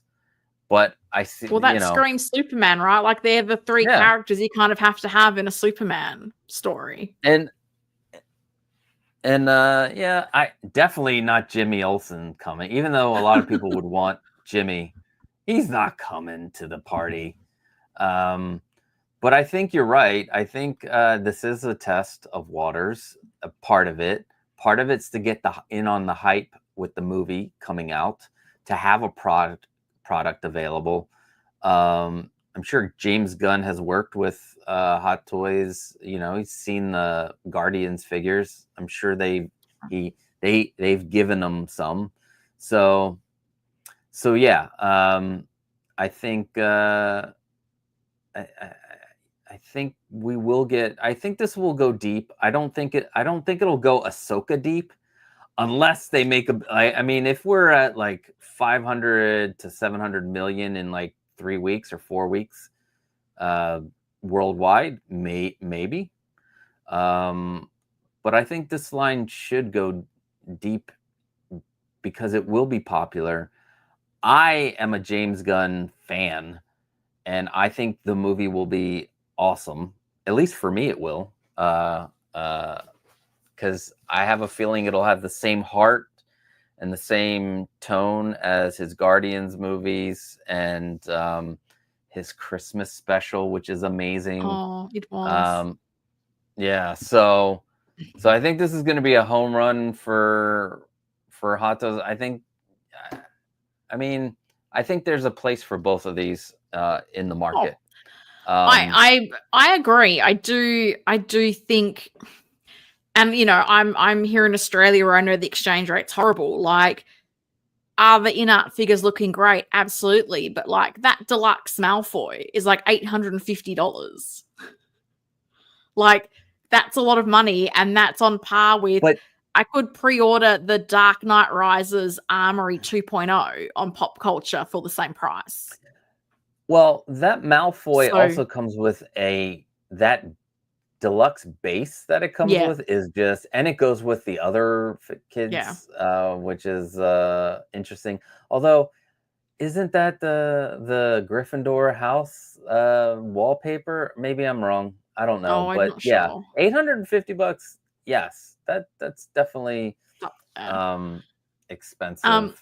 Windman, on Sideshow, they have the release as being between July and December this year. Yeah. But I do have to say, like, I like a world where we get an announcement and a tease before the movie. Because for me, I feel like if I go to the movie and I love it, I love knowing, like when I went to Ballerina and I liked it, like Hot Toys having done that tease, I'm like, bring it on. Like it adds another layer of hype for me when you know something's coming. And I'm sure I can't be the only one, because when I watch some of these movies, I'm like, oh, would that be a figure? Could that be a figure? Would they make that suit? Would they make this suit?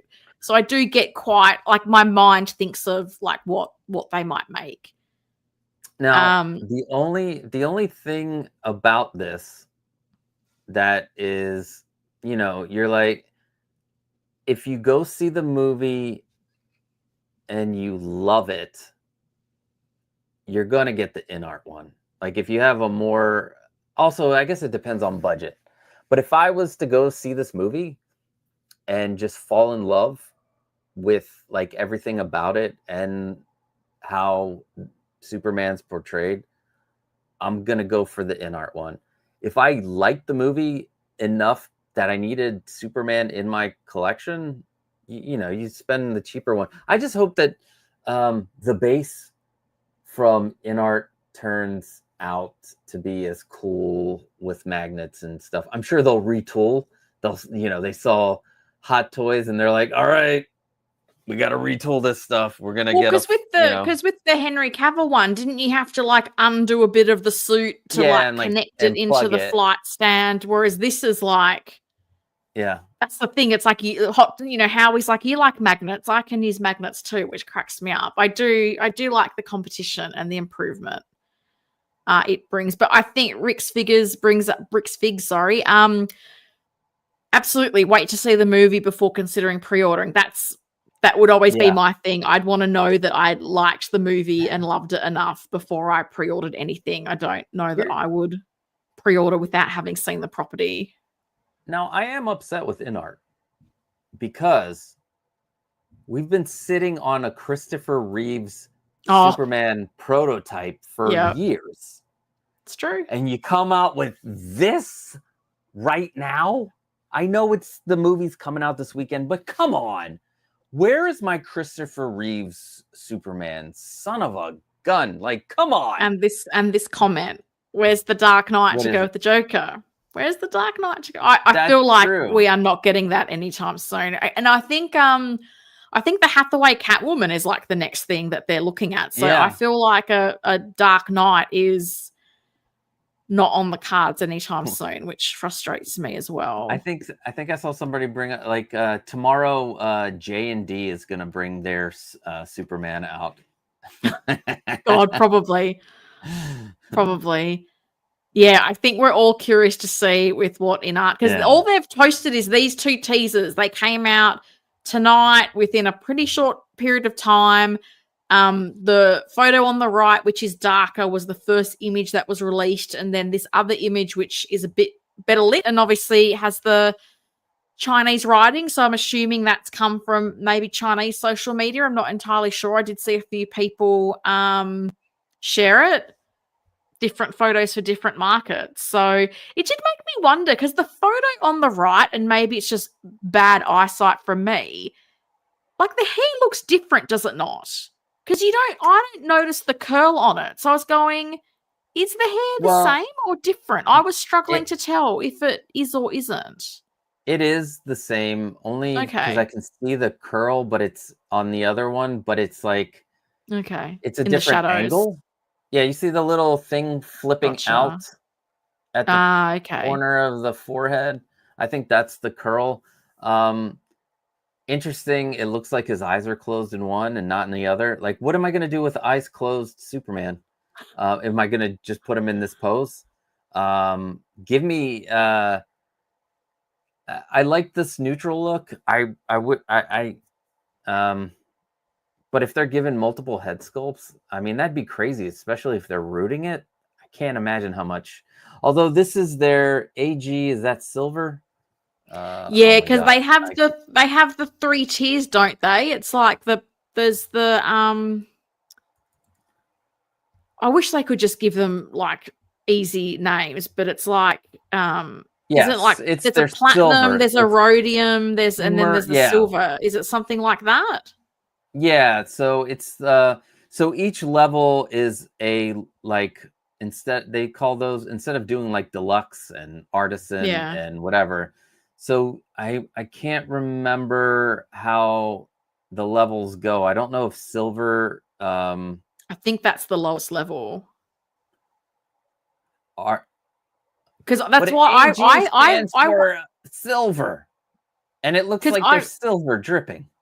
But I feel like with silver, because wasn't the Cavill silver, and that was sculpted by the rooted curl. I think that is their lower level. I think silver is their because there's 3 levels, and I feel like the silver is the lowest one.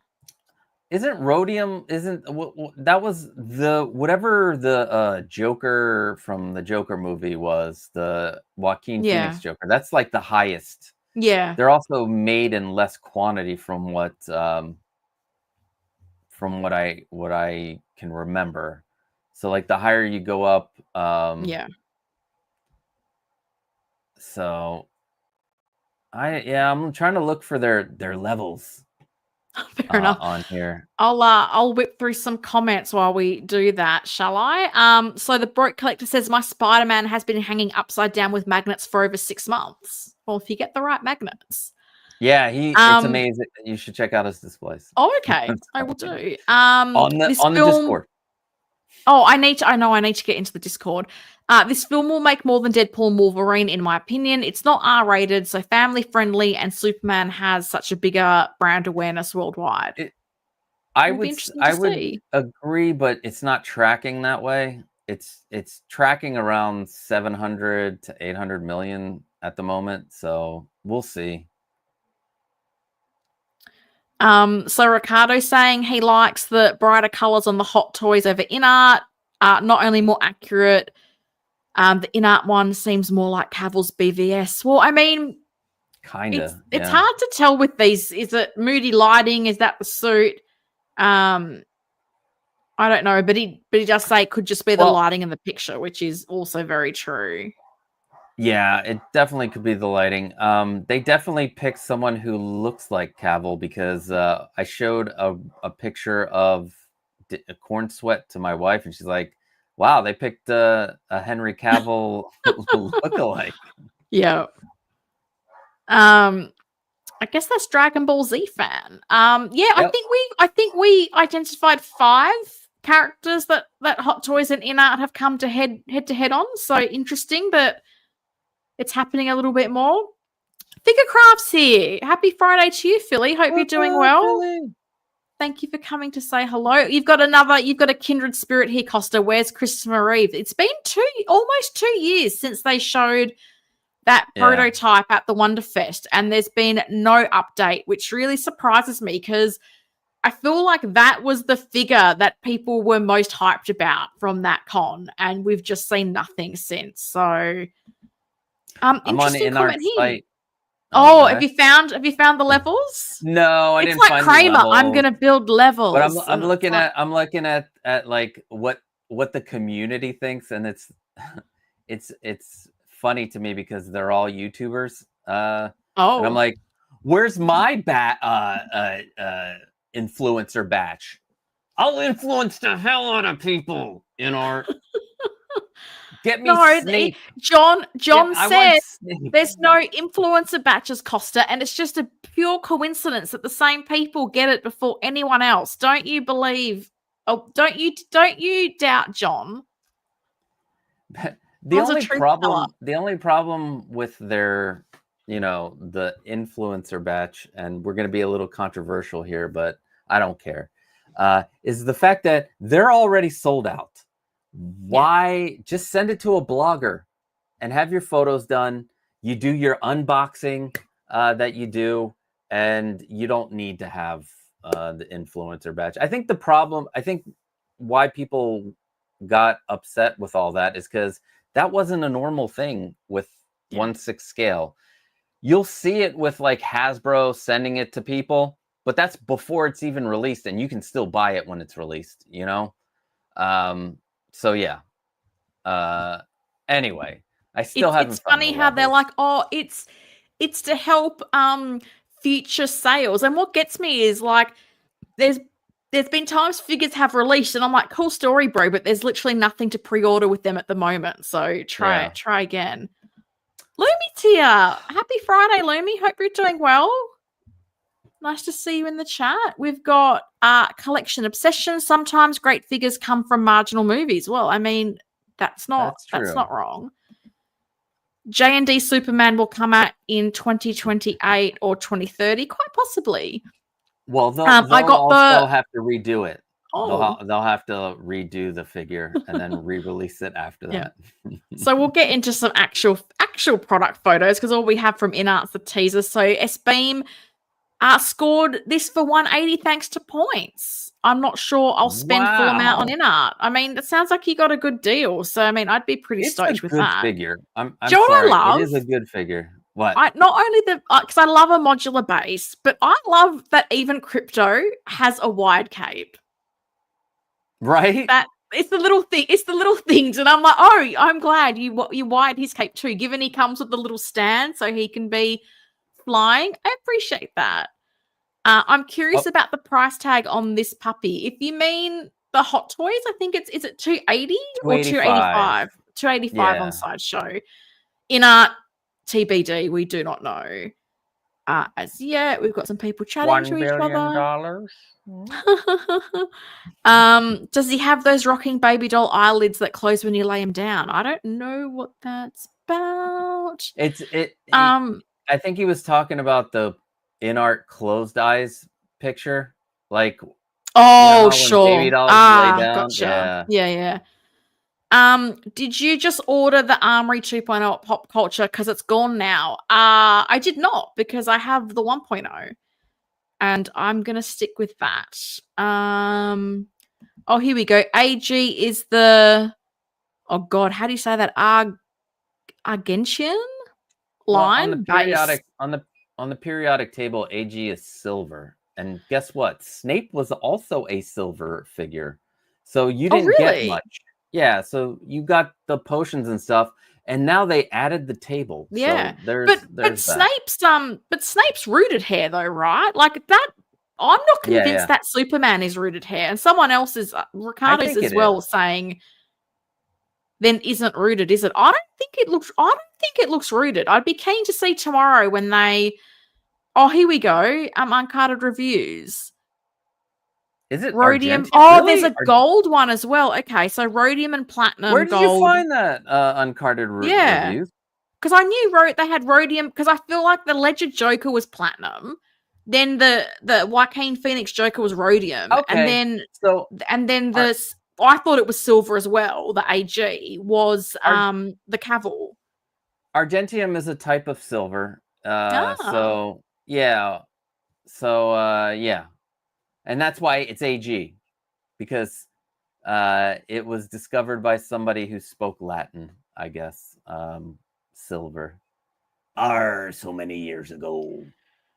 Um, I don't know why I just went pirate. That's okay. You do you, Costa.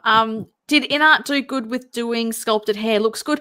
I mean, I feel like men's hair that's quite short. I don't know how. I feel like sculpted, like the detail people are getting into sculpted hair now. I don't know how you kind of. Thank God Bob Dylan's not here. I don't know that it's like, is it worth like rooting when it's such like short hair? I don't know what the benefit is. I don't know. Look at Malfoy and rooted and Malfoy sculpted. One looks more plastic than the other. So there is a difference. I'm looking at it right now and I'm like, the rooted to me does look, but I mean, it's plastered down, but you see the individual hairs and fibers. And compared to the, I think it is, I think InArt says rooted. So I'm keen to see. But also it's I did look at their RSVP thing on the website in the hope that there might be more pictures, and there wasn't. But it's similar in that it's only licensed to Asia, Australia, and New Zealand. So pop culture will have it. Pop culture will be an option for people if they do want to order it. It's crazy with all this competition, but it's good for us consumers to be able to choose 100%. SG is also hoping InArt makes a more realistic crypto. I mean, we need to see what they're going to make. I've never understood why a dog would wear a cape. I don't know. We're going comic accurate, and comics sometimes you just don't understand. We don't understand why things happen. Just to let us know that it's a super dog, I guess. But yeah. I don't think you're not getting much with the InArt one. It's their Argentium silver. It's the silver one. It's the lowest on the rung. Yeah. It's going to be very minimal. It's interesting because I'm guessing everybody has seen the video where the figure was shown and the actor said, I don't see myself. And I took that as it's Superman, it's not me.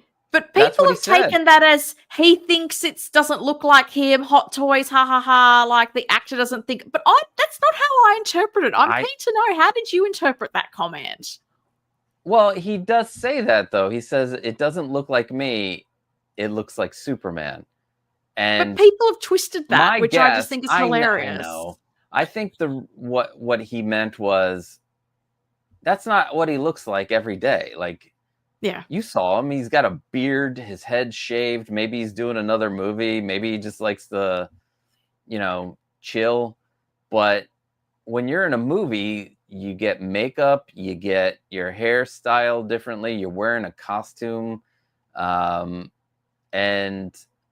he sees Superman. I mean, I think somebody brought it up yesterday. It looked like what's his face looked jealous that there wasn't a Lex Luthor made yet. Nicholas Hoult, right? Isn't that the guy Nicholas playing? Hoult, yeah, fantastic actor. Yeah. Yeah, Uncarded Reviews is correct with this. InArt has been catching heat from their customers because their teas aren't consistent with the quality of their figures. Yeah. Because I didn't realize Snape was silver as well. I don't often look at red. Oh, what's the tier? I just go, what is it? Okay, what are you doing? I think their tiers are mainly with like the stuff that you get. Like if you get, because the Snape looks spectacular. And right. It also has to do with the price. I can't find what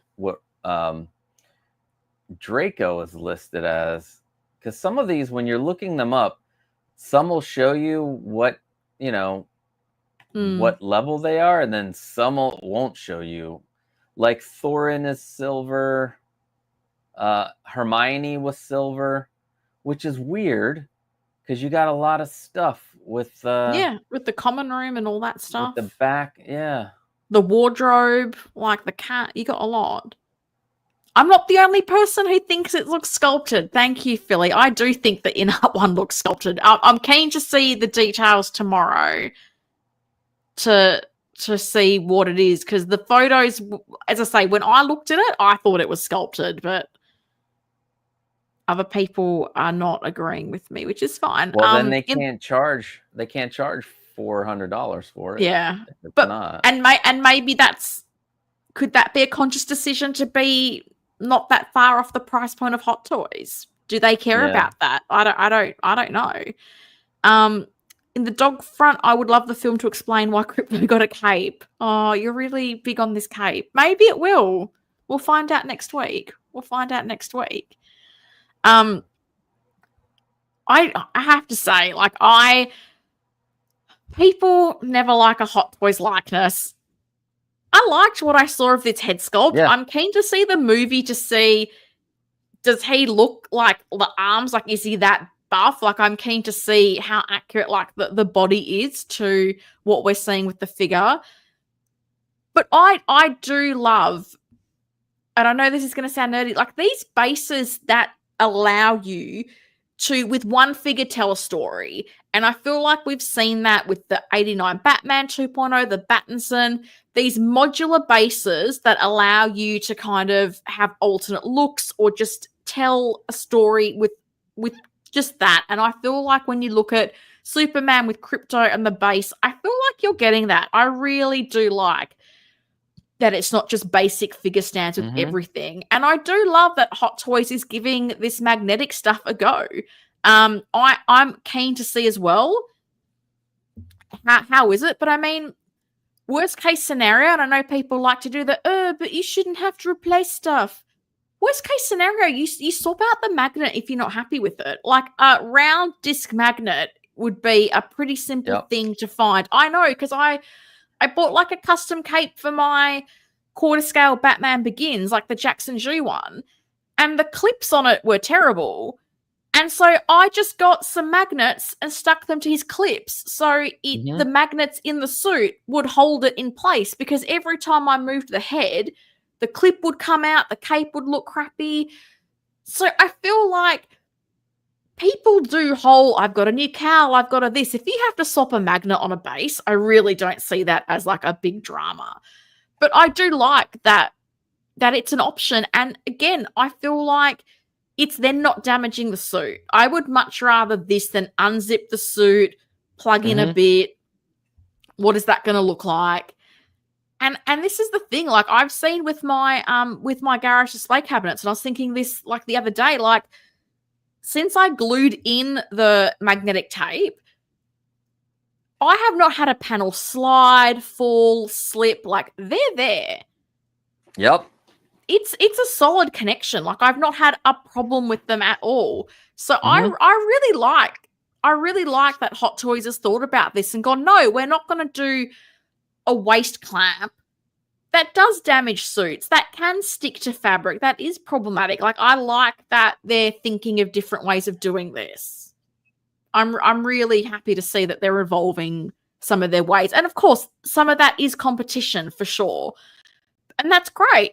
Because if they still want to be, say, #1 market leader, they do need to innovate as well. So, but because I thought it was interesting, and we'll talk about it later, because I thought it was interesting that the Michael Jackson figure has a crotch grabber. And I know that's a stupid thing to bring up, but InArt was so anti, we don't want crotch grabbers. They take away from the realism. But the Michael Jackson has one. So I think it's interesting that with this, Hot Toys has gone away. And I know so many posers like Iron Logan and Cousin Anthony, their whole thing is, how can I pose this and use the leg to hide the flight pole? And you don't have to do that with this. Whereas with that Michael Jackson, you got that crotch grabber right there. Well, it's such a 180 between the two of them. Well, I think with Michael Jackson, you won't be able to do many dance poses without that crotch grabber. Like some of the leans, some of the just how Michael is when he's dancing on stage. And if you got like a specific where you're in an extreme lean, especially if they come out, I think somebody brought this up last night. If they come out with like a smooth criminal version, and you got to lean that figure like this, you can't do it on with a magnet because the ankles are just gonna plop it down. So I see that the crotch grab. I love uncarded reviews. Yeah. I understand why they put a crotch grabber in there. Although now that we're thinking about it, they could have made. You're right. They could have made that into a magnet, and you could have done more poses. Maybe a clear pole with a magnet on the back, and then you can do all your dance moves. So yeah, I've been a big proponent of magnets. If you've ever made one of these cases since the beginning, when I first saw someone make a garage shelf display, they used Velcro, and I hated it. And I was like, wait a second, they make magnetic strips. I'm gonna start using magnetic strips, and that's what I did, because you can pull it off and put it on, pull it off, and that's what you can do with the figure. Pull them off, put it back on. You don't have to worry about like getting it stuck, like the crotch grabber. If you have one of those little nubs on the end, or if it, you could snag your figure, and you don't want that. No snagging. So to wrap up on Soups, the Hot Toys version anyway, this is what we're getting. So we've got the rolling eyes, we've got the newly developed body with enhanced articulation. We have the diorama figure base with 3 display styles, magnetic function, which we love, wide capes, which we also love, heightened detail and interchangeable hands. We'll see if they're painted as well as some of these figures. I feel like they forget the hands. Well, I mean, Hot Toys hands over third-party hands, though. Yeah. Because I feel like I buy far too many Hot Toys hands on toy anxiety sometimes, because okay, the hands you get with like just like a base body you buy, or even with like, as much as I love Topo suits, their hands are typically horrible. So I feel like I'm always buying like Hot Toys hands or World Box hands to have better hands. A little bit of JND. I don't know if you saw this, Costa, but apparently this is the next thing coming up from the Dark Knight Rises trilogy. We just saw the head sculpt, but it's looking pretty good. It's looking. I know there was an updated Joker. I didn't want to talk about that Joker. I want to talk about Aaron Eckhart, Two-Face, because I'm super impressed by this. This is looking very nice. In particular, that's lovely. Yeah, that is seriously. I feel like I've seen a lot of people doing Two-Face sculpts and custom and whatnot. This is up there. This is really impressive. Very impressive. I agree, and I feel like obviously the run on this is going to be low, like all the other figures that they've made, because I mean, Hot Toys had their version just sitting there for years. I got one in Hong Kong last year for like $100 US from a Hot Toy store. How does it compare to this one? What did you whip it out and try to like put it up against and be like, oh, okay? I didn't. It was, look, I'll be honest, it was a huge step up from their 1.0. Like the tailoring of the suit has definitely improved. It's obviously got the newer body, which has, a bit of a sort of bigger stature, better proportions. I felt I liked the head sculpt. I felt it had improved, but I don't think it's at this level. But then, as I said, I paid something like $100 US for that. This is going to be a lot more than $100 US. A lot. So if you're talking about bang for buck, I feel like I got an upgrade for a steal of a price. Whereas, like, I'll be honest, like some of these, because people are like, oh, you can't afford it. You can't afford it. No. People can afford lots of stuff. I could afford this. I choose not to pay this because I'm like, I would much rather sink that money into my mortgage and be debt-free and be able to retire at a younger age than go, look at my silicon hospital-grade military whatever collection of figures. If people want to drop it, I've always said, buy the version you want. But for me, I know, like, I like collecting, and I feel fortunate that I can buy the amount that I buy. But I also have a limit where I'm like, no. I think of like my financial goals and what I want. And that's where I'm like, I'd rather have the $1,000 US or whatever price difference sitting on my mortgage compounding every month and saving me a whole bunch of money. That's me personally. If people are big budgets, drop this, get all the things, amazing, happy for you. For me, and you'd probably say maybe I'm a bit of a Tiguna Costa, but I just get that point where I'm like, I can't hand over some of these amounts that people want for figures. It's a collectible. I can't. Yeah.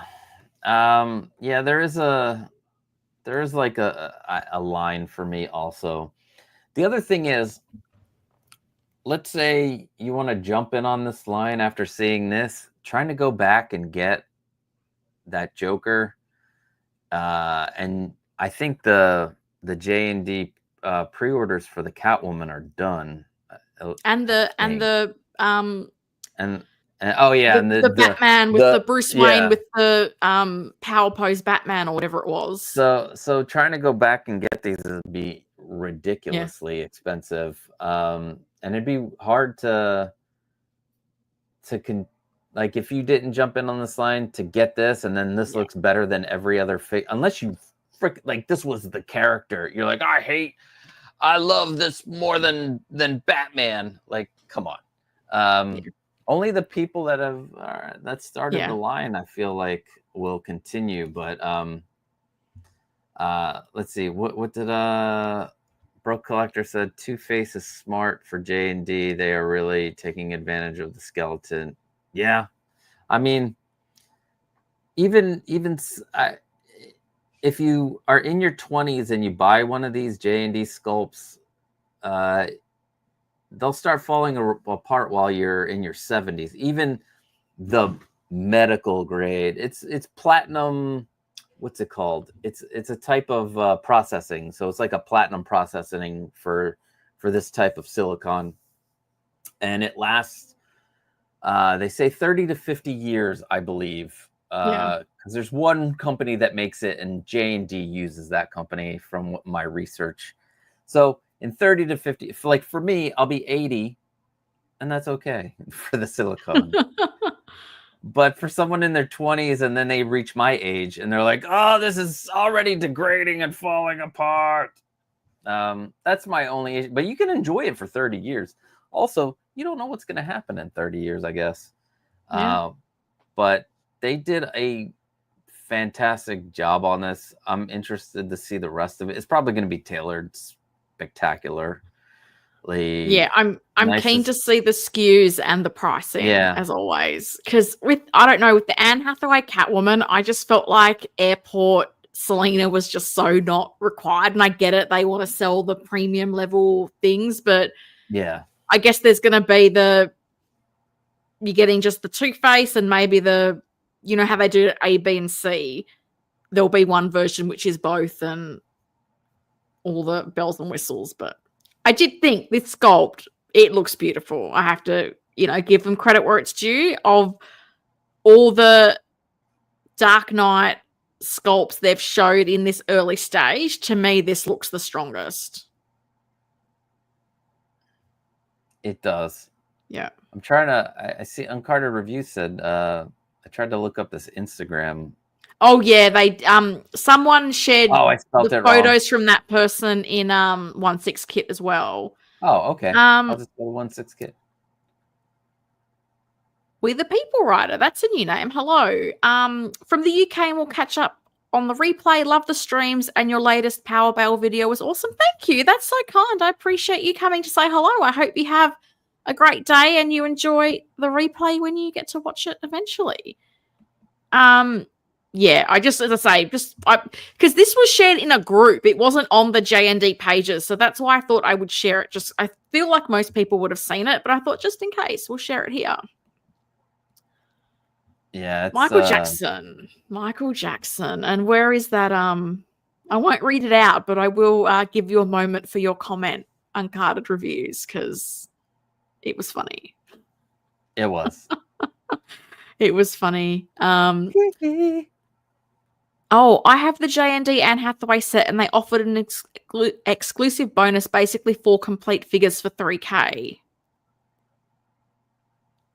Your $3K is like probably my 4.5 something K, and amazing, but I'm out. Michael Jackson, I'll be honest, mixed feelings because of controversies, and we won't get into that, but I understand, beloved artist, great musical talent, and I think we've seen there is such a demand for these music icon figures. We saw that with the Blitzway Kurt Cobain. I think we've seen that with like So-So Toys and the Prince figure they've done. So I do think we've seen people do Elvis Presley figures. So I do think it's a sort of genre of person, celebrity, let's say, that people are interested in. So I did take a couple of screenshots from the InArt video, but we do have some photos that were shared in 1/6 Kit, which I'm assuming came from Chinese social media. But I do have to say, like, as I said, the thing that did get me was really crotch grabber. Because as I say, in interviews I had seen with John where people had talked about we don't like the magnetic feet, he was very staunch in we don't think we'll ever do that. And people even said, couldn't you just give us the option? And they were like, no. And I'm not mad about it because I do use stands. I would much rather know my figure is safe. But I did think it was interesting because the first thing that kind of jumped out to me was, oh, this thing has a crotch grabber. That's not very InArt. I don't know if anybody else has these thoughts that I have. It was my interesting take. I think when InArt gets inundated with suggestions, they're going to take the suggestion. I think that's what happened here. I think having a lot of people talk about, oh, they should offer a crotch because they're doing it's magnetic too, but you get that extra. And I saw that the pictures from that from the Instagram page of that guy, and some of I feel like the crotch grabber was photoshopped out because some of those. They do it. They 100%. I know. Some of those poses lots of people do that. Impossible. Yeah. Like the one he's up on his toes. Yeah. That figure can't hold that. Come on. No, a lot of them do that. I know that for a fact. Yeah. So I think that they just, they did it to have that extra. It's very small. It's not really that big. Initially, I thought it was going to be a microphone, and then and then Michael put his butt on it. So there's that. Now on Netflix there is a documentary on We Are the World, and Lionel Richie tells the funniest story and actually does an impersonation of Michael Jackson, which I love, and I mimic it all the time. And he's they're in a room and they're trying to discuss like the music, and I guess they brought a copy to play back with the music, and Lionel's like, what are you doing? And Michael's looking around, he's like, I'm looking for my snake. Like, I'm looking, I can't. And he has a boa constrictor, and he's I can't find, but let's play the music. And he plays the music, and the snake, I guess, comes out after hearing the music, And Lionel Richie is sitting there doing a Michael Jackson impersonation going, and he said, "Look, Lionel, look. He likes it, Lionel.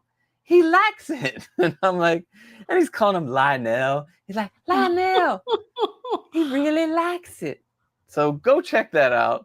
It's hilarious. But yeah, Michael Jackson, the one thing I don't like about this figure is the fact that the lights are in the box, and you're gonna have to put a big ass box in your display if you want the lights displayed. But I also think where they've placed that cord is unfortunate. Yeah. Like, why would you put the connection there? Well, you're in luck, ladies and gentlemen. If you bought this Michael Jackson, you can go to 1/6 Kit, and somebody has made this stage setup, but outside the box. Oh. I just saw that a little while ago, and I like this. Basically, it's probably not the same material, but and they're calling it the Woo. It's from Woo Base, but I gotta figure out. There's got to be a way to take those lights out of there and have a more immersive, like, stage look. Because I think they're two separate pieces. Because in the thing they show it being put together. So I don't want to put my box and take up real estate for other figures if I want to have this setup. So I didn't see the full video, so I'm guilty of that. And maybe you can take it out of that piece and just like have it sit on top of something else, or you can 3D print like a back set of that stage and put that on top. But having the box in the display, you would have to have a 24 by 48 garage shelf to even not have that like press up against the glass. Yeah. So that's the only gripe I have. I don't. Yeah, I still think where they've put the cord, the thing for the cord is bad. That's unfortunate. They could have put it on the front of the box. I just don't. Yeah, I don't get why you'd put it there, because it's just like my eye does. After I noticed the crotch grabber, I was like, oh, that cord placement's a bit. So in the video, they gave us a bit of a look at the head sculpts here, and I mean, it's an interesting sculpt to have to tackle, let's be honest. But I really love it with the glasses on. I think with the sunnies on, with his microphone, like, that's how I would picture him in a concert. Like, I think it's really cool. I liked it. I'd have to say I probably like it with the glasses on. And it's hard because, and this is probably going to sound awful, like, his face changed a lot. So what it exactly was at this point in time, I don't remember, but I don't know. There's something about the eyes that I find a bit full on. So I prefer the glasses. My very unprofessional opinion on the things. Is it? Wait, which tour is this? Is this the Dangerous tour? Oh man. Oh, I'm the worst person to ask. Yeah, I don't know. I like anything past Thriller. I'm like, all right. Oh wait, I forgot. There's the shit. You know what? Yeah, you know what? Yeah, his face. I think they got his face at this area. If it's the tour, yeah. I think they got it. But yeah, it'd be interesting if they were able to get the estate to let them do like from his Motown days to the end, to see like you. I wonder if they would license the Motown days. Yeah. Mario said that they only had this license for, like, the family only gave him permission for this, for the Dangerous tour, because I think there's an anniversary happening with this. So but yeah, this is spectacular. I mean, they did such a great job on the figure. This is not the era that I particularly would like.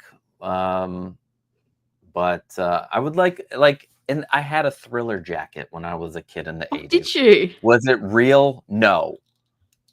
But I had one. So, because I wanted to be like Mike, but like a Beat It version, or or even the Thriller version with a 2-pack where he turns into the werewolf. Yeah, That would be yeah. cool. But yeah, this one I didn't pre-order this one, but like with the musical characters, put it on Costa. I wish I still had it, Keith. It wouldn't fit. I could fit one arm in it. I was so young. I had, you know what I had as a kid? Now that I had this record. It was like a box set record thing. It was Michael Jackson and E.T. Oh, really? Yeah. So I can't even remember what that was, but I had it, and it was a record of Michael Jackson and E.T., and the box had Michael Jackson and E.T. on it. But like having more, like Blitzway also did Jimi Hendrix, which I think I need to go back they and did, yeah. grab. What's your sixth?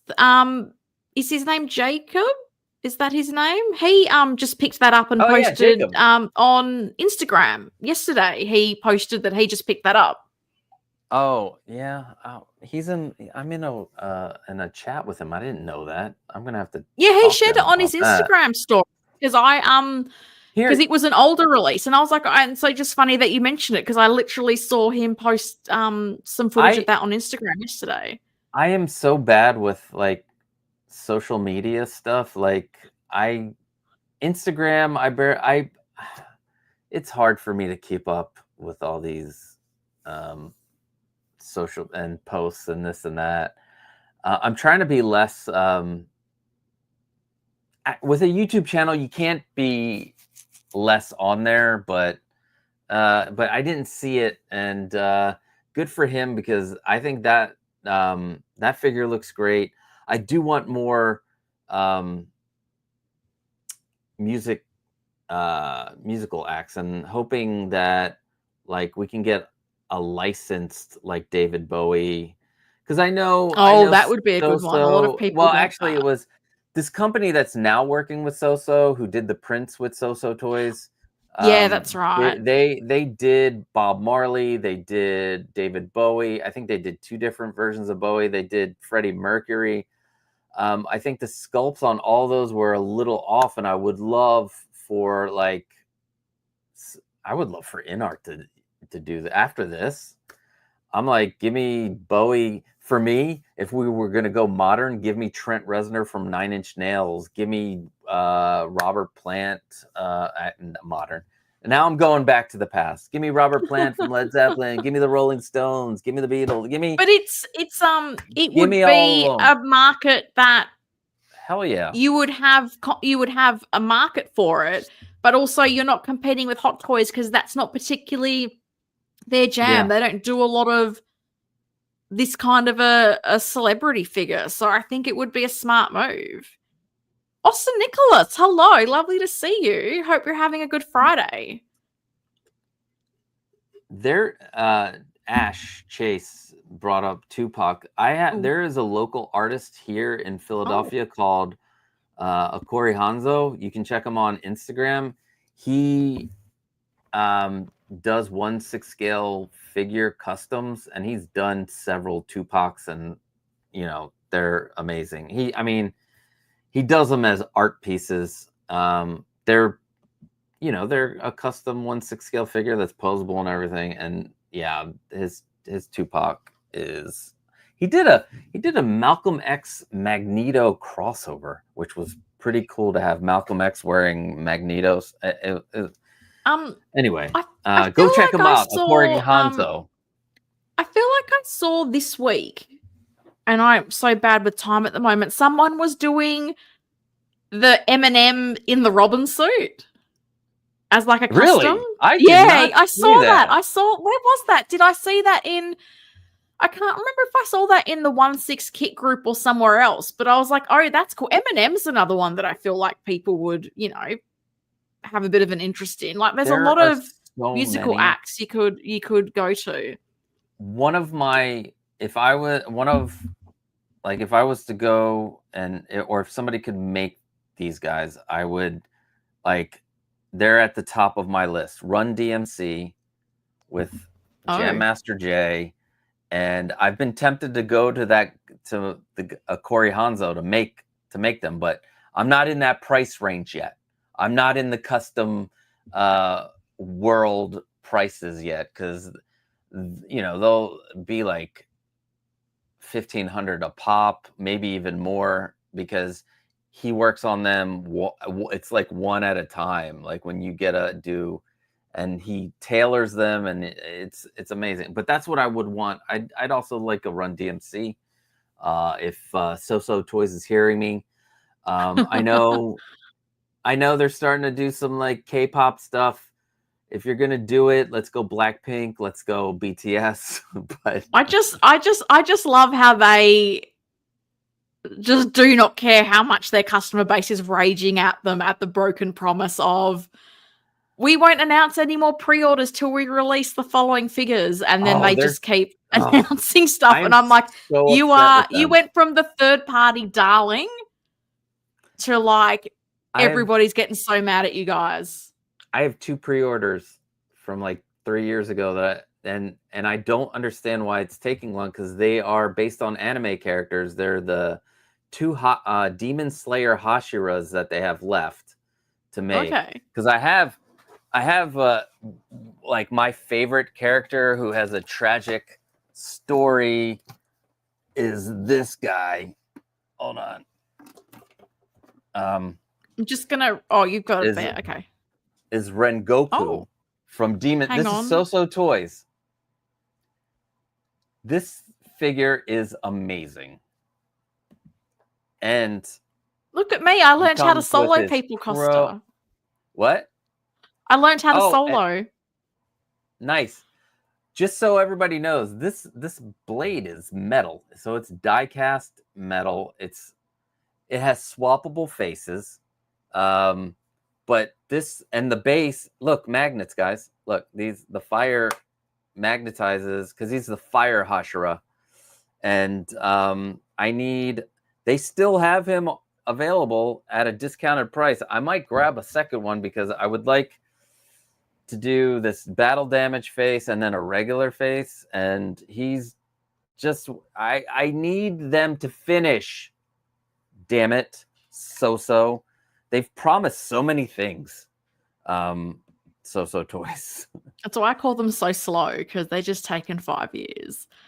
I'm just gonna look at a couple of the comments. So Keith says head sculpt looks great, but I feel like it was a missed opportunity to do a more expressive head sculpt. I think it would have been cool to have had like a bit of a singing head sculpt. I know when Molecule 8 did those John Lennon head sculpts, they had a singing one, and I saw those head sculpts in Hong Kong, which still makes me laugh to this day.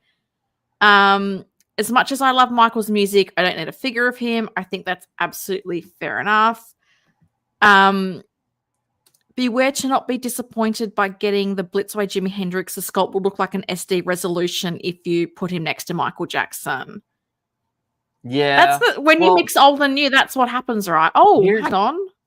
Wait, here's the other thing you can do with older sculpts and stuff like, just get 357 Partment to do update painting, because the sculpt itself is great. And if you can get that painting, paint on that face to get to that next level, I may do that for some of my heads. Like the Kurt Cobain head sculpt is great, but the one with the open eyes, I think if it got a little bit more detailed paint in it, I think they've done one, and I think it, like, touch up, it's not as expensive as you might think if you're doing like a touch-up type paint thing with them versus doing a full sculpt, because it's like $200 for a full like blank sculpt. It's like maybe $100 to do just like and I know I said maybe $100. I know it sounds I think it's 70 to 100, something like that. Yeah. But if you PM them on Instagram, they're pretty quick in sending their price list if you want to know more about that. So Costa. To round things out, because I watched Costa show off stream, and Costa had some feelings about the JazzInc Batman, the animated series Batmobile, in particular, this version that has like the blue, would you call it striping highlights? I don't know what you describe it as. They're trying to do like a blue tinge, so it's like a blue-black look, trying to get it the way it is in the animated show. Yeah. And I know there were some photos, and I saw those photos too, where I was like, oh, I don't know about that. You didn't like it. No. These are apparently the final product images. So I was keen to know, knowing that you were like, I wanted this version, now I'm not so sure, not digging it. Yeah, just go with the black. Yeah. What do you think? What do you think of these photos? What are you thinking of this situation with the blue photos? These photos are lies, okay? They darken the lighting.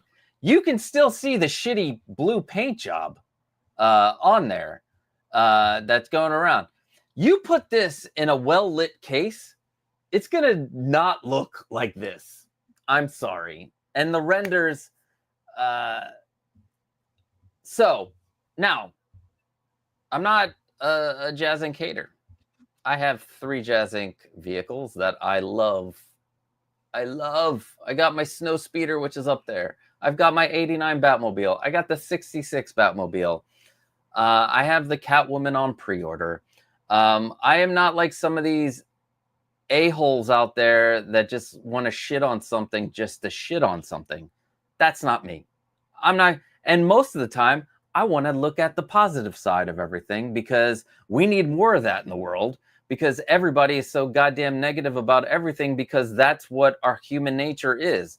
It's about everybody's more drawn to the negative aspects of things. Now,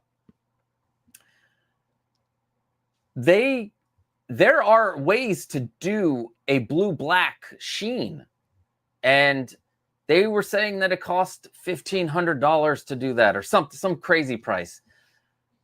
Other people, if you go to the March 10th post on JazzInc, where they show you the Batmobile in actual lighting, because if you put this thing into this case, or into any case, you're going to have to dim that bitch down to 20% if you don't want to see the shitty paint job. Will it change by the time it gets released? Maybe. I don't know, but I don't want to take that chance, especially for a $14.99 item that really ends up being closer to $2,000. So I think that showing this like this, and with the lighting the way it look, you can see it's so dark. Shitty. It's so dark. But look at, you can't even see half of the back of the car because of how dark the lights are. Like it does. You're right. I do think it was very deliberate with the lighting. I'm starting to feel a little ways with JazzInc, only because of a couple of things. One, this. But here's the good side about this. You can get the all black one. And let me tell you, all black Batman animated series, fantastic. Because this is what you'll get. Hold on. Because can I ask you a question about the pre-orders? This is so all when you pre-order, did you have to lock in your color preference at the time, or are you allowed to decide that later on? So there are 2 SKUs. There are 2 pages to go to. One is for the black, and then one is for the blue.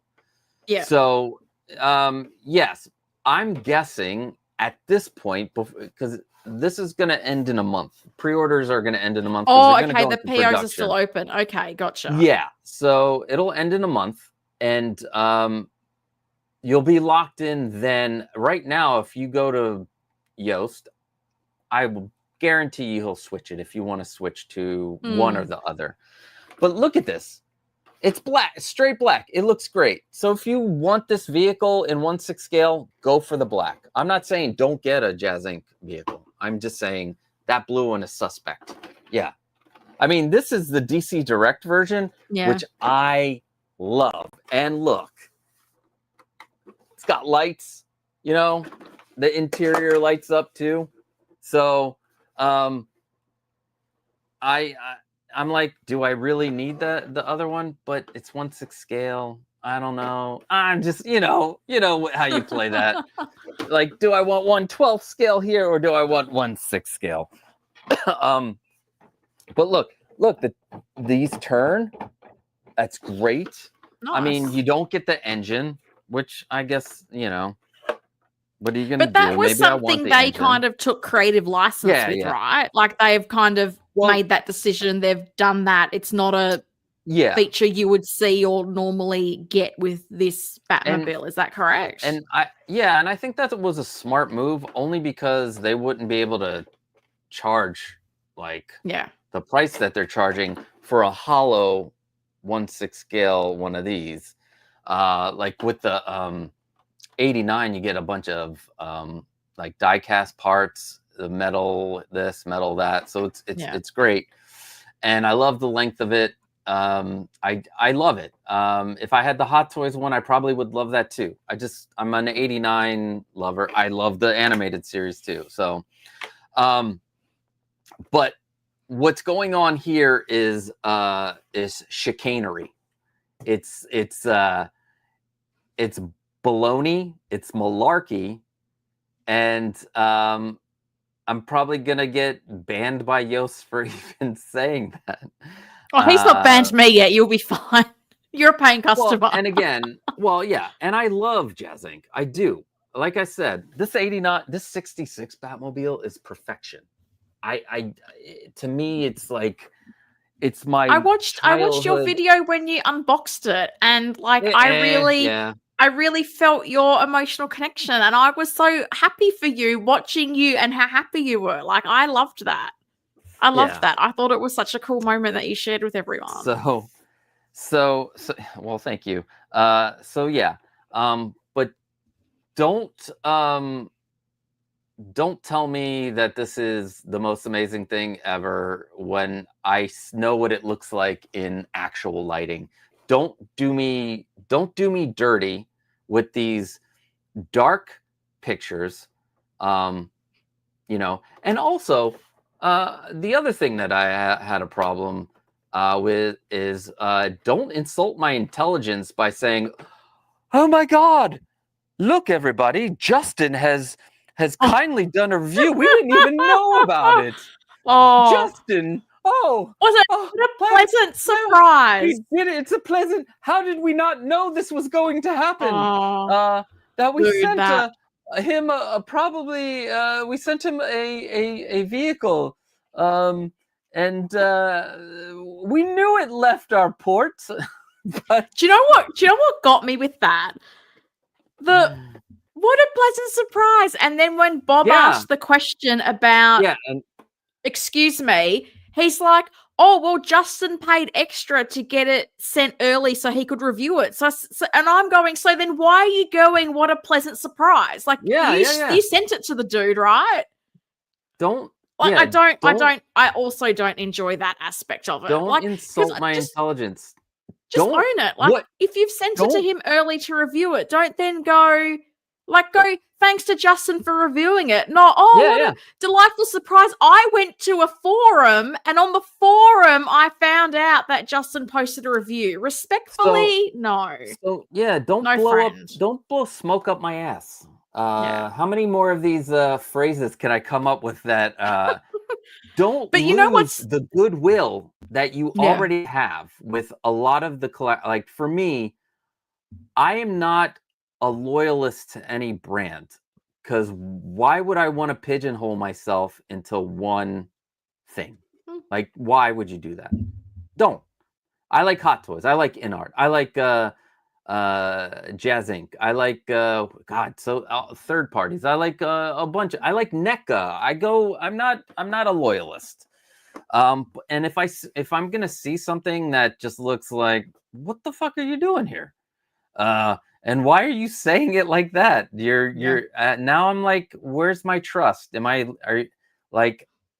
You're losing, my trust with things, and it's kind of sad because, like, to me, genuinely, Yost is a good dude, but don't tell me that you didn't know about a review, and don't tell me that this is the best paint job ever known to man, created by the gods above.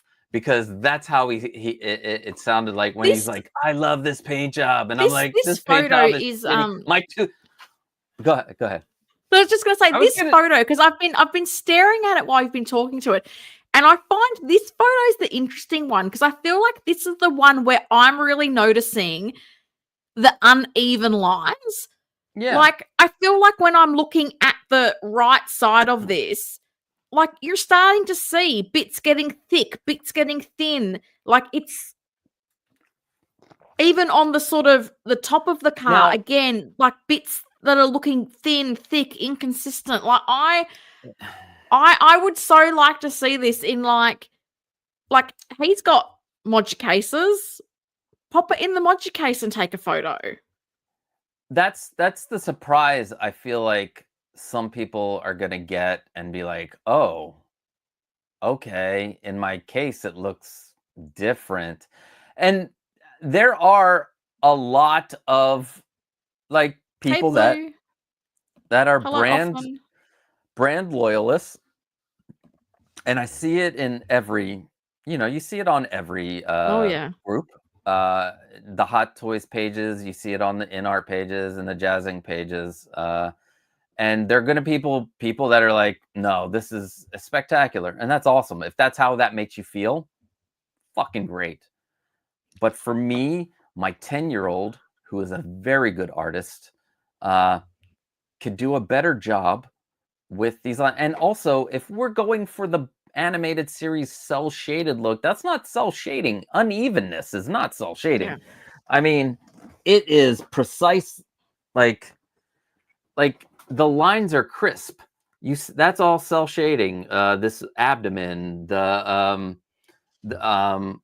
like the abdomen on the legs, on the arms right here, that's like cell shading. I don't know if you can call that cell shading, if that they're even considering calling it cell shading. Yeah, like even on the head sculpt, like there's different blue, like, and don't get me started on the figure, but that's me. I am happy that Mondo has made this. It looks like it's from the cartoon, but people like realism, and that's cool. Hot Toys does it all the time. I've got the Ahsoka that's from the Clone Wars, but done in a realistic form. So yeah, it's cool if that's what you like. But for me, don't call it one thing or say that it's like the amazing or you're the best paint job that you've ever done on your website, when clearly I can see with my own eyes that it's not the best paint job that anybody's ever done. You can kind of see it in this photo too, like the thinness and the thickness changing in the paint. You can see it. They didn't change anything from what they had. They're just banking on the people that are that are super loyal to the brand, and they will keep buying no matter how bad it comes out. Now, I will say this does worry me a little bit for the figures, and I hope they do take their time, because they haven't done a mass-produced figure with a head sculpt that's like a person. So I'm hoping that they are taking their time, and because the two-tone, like other people showed, there are paints, there are like spray paints out there that you can do two-tone black blue, and it looks way better. So if I do get this, I'm just gonna go straight black. That's the best. Like, it's a safer bet for your money. I can totally understand that. Yeah, you don't have to worry about getting it and then putting it in your case and being like, nuts. Yeah. What is this? And then you have people come over and be like, wow, why does it look like that? Like, is that crayon? Like, what's going on? They probably be like, oh, you painted your Batmobile, and you'd be like, I know, no, like, no, yeah, I didn't. did you put those accents in? But Literally. But yeah, this has been. I think I'm passionate about this one because I love this cartoon so much. Yeah. And I was hoping for this to turn out. Like, I was hoping that they got the paint job right. And this will teach you that, like, the one thing I'm learning now, like, JazzInc will put stuff up for pre-order without a full prototype in the vehicles. Now, they did it. They have the prototypes for the figures. I think the tumbler is going to turn out great. Like, they scanned in the actual blueprints for it. It blows my mind. People ordered all 3 based on a render. I'm sorry. It blows my mind. So, it blows my mind. That's my other issue. Is JazzInc needs to give us a full prototype before, because right now they showed this is their prototype finished, but you only have 4 weeks to. Well, I guess that's enough time. Yeah, pre-order shouldn't go up for something, and if you're a collector, I don't think it's hard. You shouldn't be buying figures on render, but I guess how much different is that with buying based on a prototype too? Because prototypes don't always, they change in softness and stuff like that, and the painting. So I don't know. I feel like having a full prototype, that's what other companies do. Like, if you're going to get a Hot Toys or a Blitzway vehicle, they're going to show you their full prototype and not a render for it, and you'll get to see. And vehicles, I guess, are definitely different because you don't have to get a likeness in a face. So what you see in the prototype should be what you get on a vehicle. Should be. Yeah, to replicate it with the, Yeah. And I know some people are like, oh, well, but vehicles, that's what they do. That's their bread and butter. I get that. But also, I'm going to send you... There's been problems. There's been problems. They've not all been perfect. So I don't know. For the money, and again, I'm coming from that Australian perspective of exchange rate, goods and services, tax, shipping. Like, for me, I just go, it's something that I don't even know if there's something that I would go, oh my God, I need the JazzInc version of. Because it's a huge commitment. And I've said this before, like, I see people in Australia that buy these vehicles and then they're trying to sell them. And I know to the average person, they would think the price is insane. But I know when I see them, they're just trying to get their money back. And they're like $3,500 to $4,000. And that's again where I'm like, could I do it? Sure. Do I want to? No. There's other things in life. I would rather go on an overseas holiday. Mm-hmm. And then have their version of the 89 over the Hot Toys one. That's just me personally. Here's the thing that I justify these purchases on. It's almost like it's an 18-month payment plan.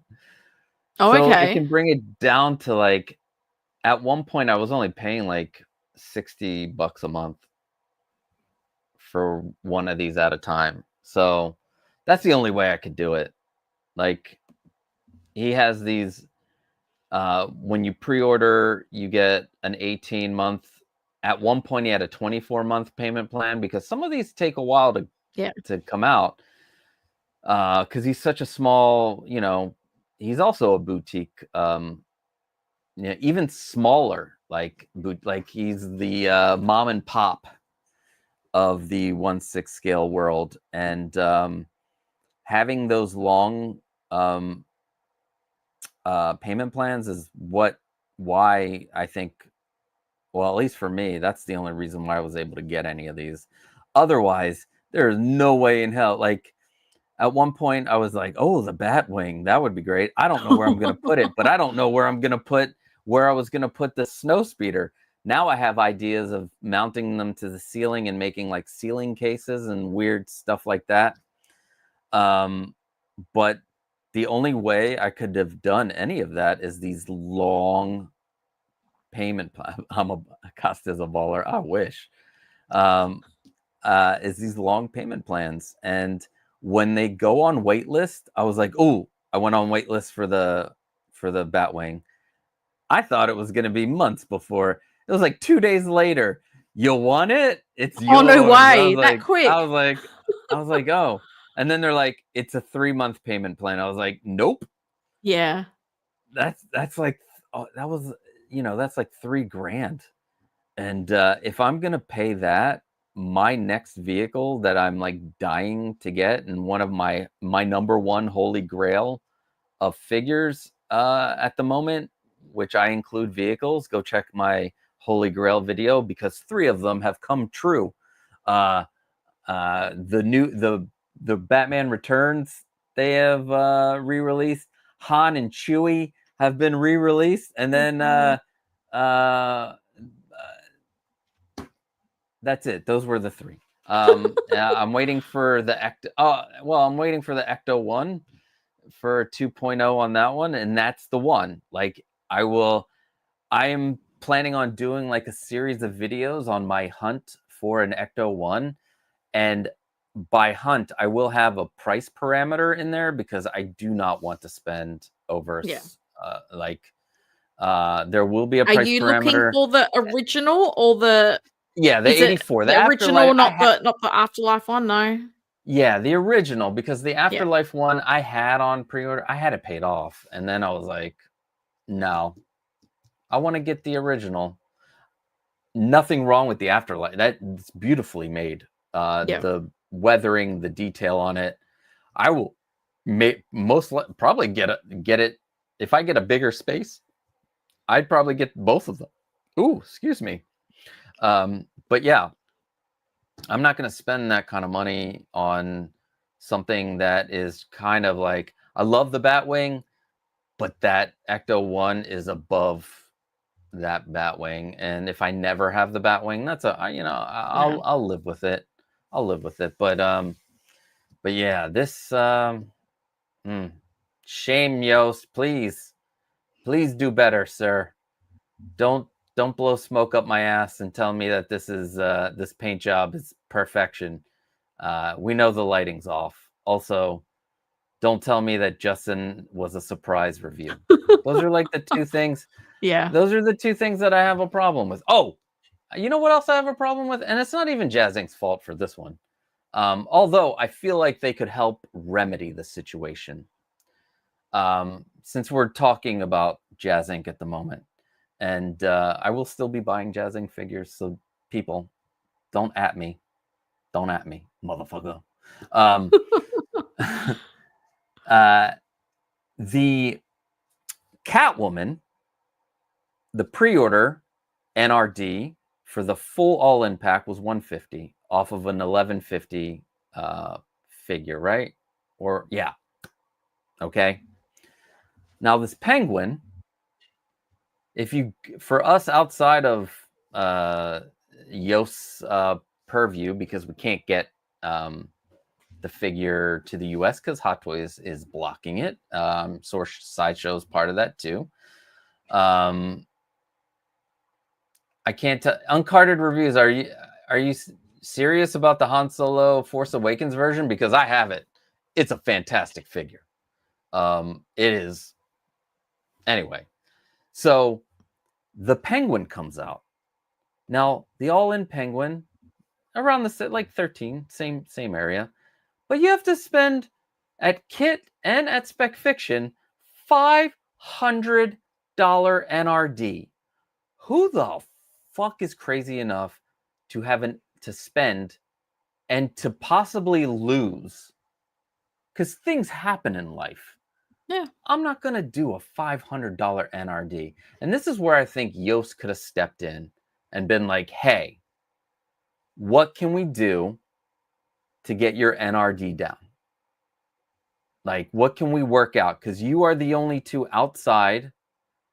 And I'm sure there are other people other places you can get the Penguin, like 1/6 scale outfitters. There's a bunch of like individual places that you can get it here for the US.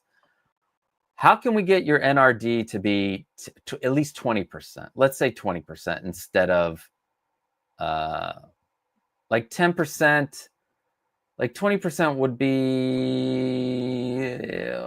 shit. What would 20% be? Be Like 260 on would... that all in. If the all in's 1300, you'd be looking at about 260. Let's do anywhere. You know what? 10 to 15%.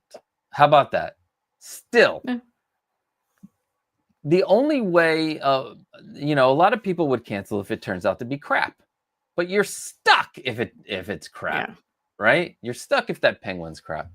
Why are you not working with your distributors? Maybe technically you're not allowed to, but like do it back, China. The kit is in China. I'm sure you can work out a deal where you can do a 150 or a 150 NRD. Still high, but $500 is even higher. And Ash is saying, who's paying $500 for an NRD? Anybody in the US and Canada who's going through kit or spec fiction. Those are the places that are doing it. And I think they could have worked something out where the NRD wasn't so high. I think they could have worked something out to do a JazzInc style payment plan, because the Penguin, if you buy it from JazzInc, you can do an 18-month payment plan. That's like $50 a month, I think, on the all-in Penguin for 18 months. So I haven't. Do you know what's interesting? I noticed this week. So in Australia, there's a company called Sugo Toys, which some people may know. I bought from them. So Sugo, I noticed this week when I was searching for something else, has the JazzInc Penguin. And I just went to see how much their NRD is. Their deposit on the deluxe 2-pack is 600 Australian dollars, which is less than 400 US. I still think that's hot. There, but it's interesting that theirs is, because I assume there must be getting it through someone, not direct from JazzInc. I don't know, but interesting that theirs is $393. $393. JazzInc can sell to anybody in Australia. Like, this is like an InArt style license. But issue. Sugo tends to get some stock directly through some suppliers they have in Hong Kong, China, and then they get some through Australian distributors. So they get a mixed bag of stock. It's not all through one channel or the other. But I thought it was interesting because I didn't realize they sold JazzInc products. And then I was looking for something else, and I just searched for diorama. Yeah. And they had the Penguin, they've got the animated Batman, the animated series vehicle, the Batman, they've got the tumblers, they've got the Catwoman. I was quite surprised that they suddenly had all these JazzInc products. If they had them before, I don't know. I've never searched for JazzInc stuff on their site, but I thought it was interesting that they had them as well.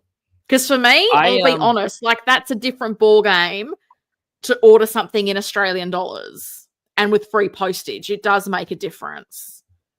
Yeah, and I see Austin C's talking about he trusts JazzInc. I trust them for the most part. I do not trust them on these pictures, and I do not trust this paint job because I saw what it looks like in regular light. I'm gonna let's I can't believe I'm doing this, but what are you doing? My baby. Oh wow. I also like and trust most JazzInc stuff. You might want to get that there we go. So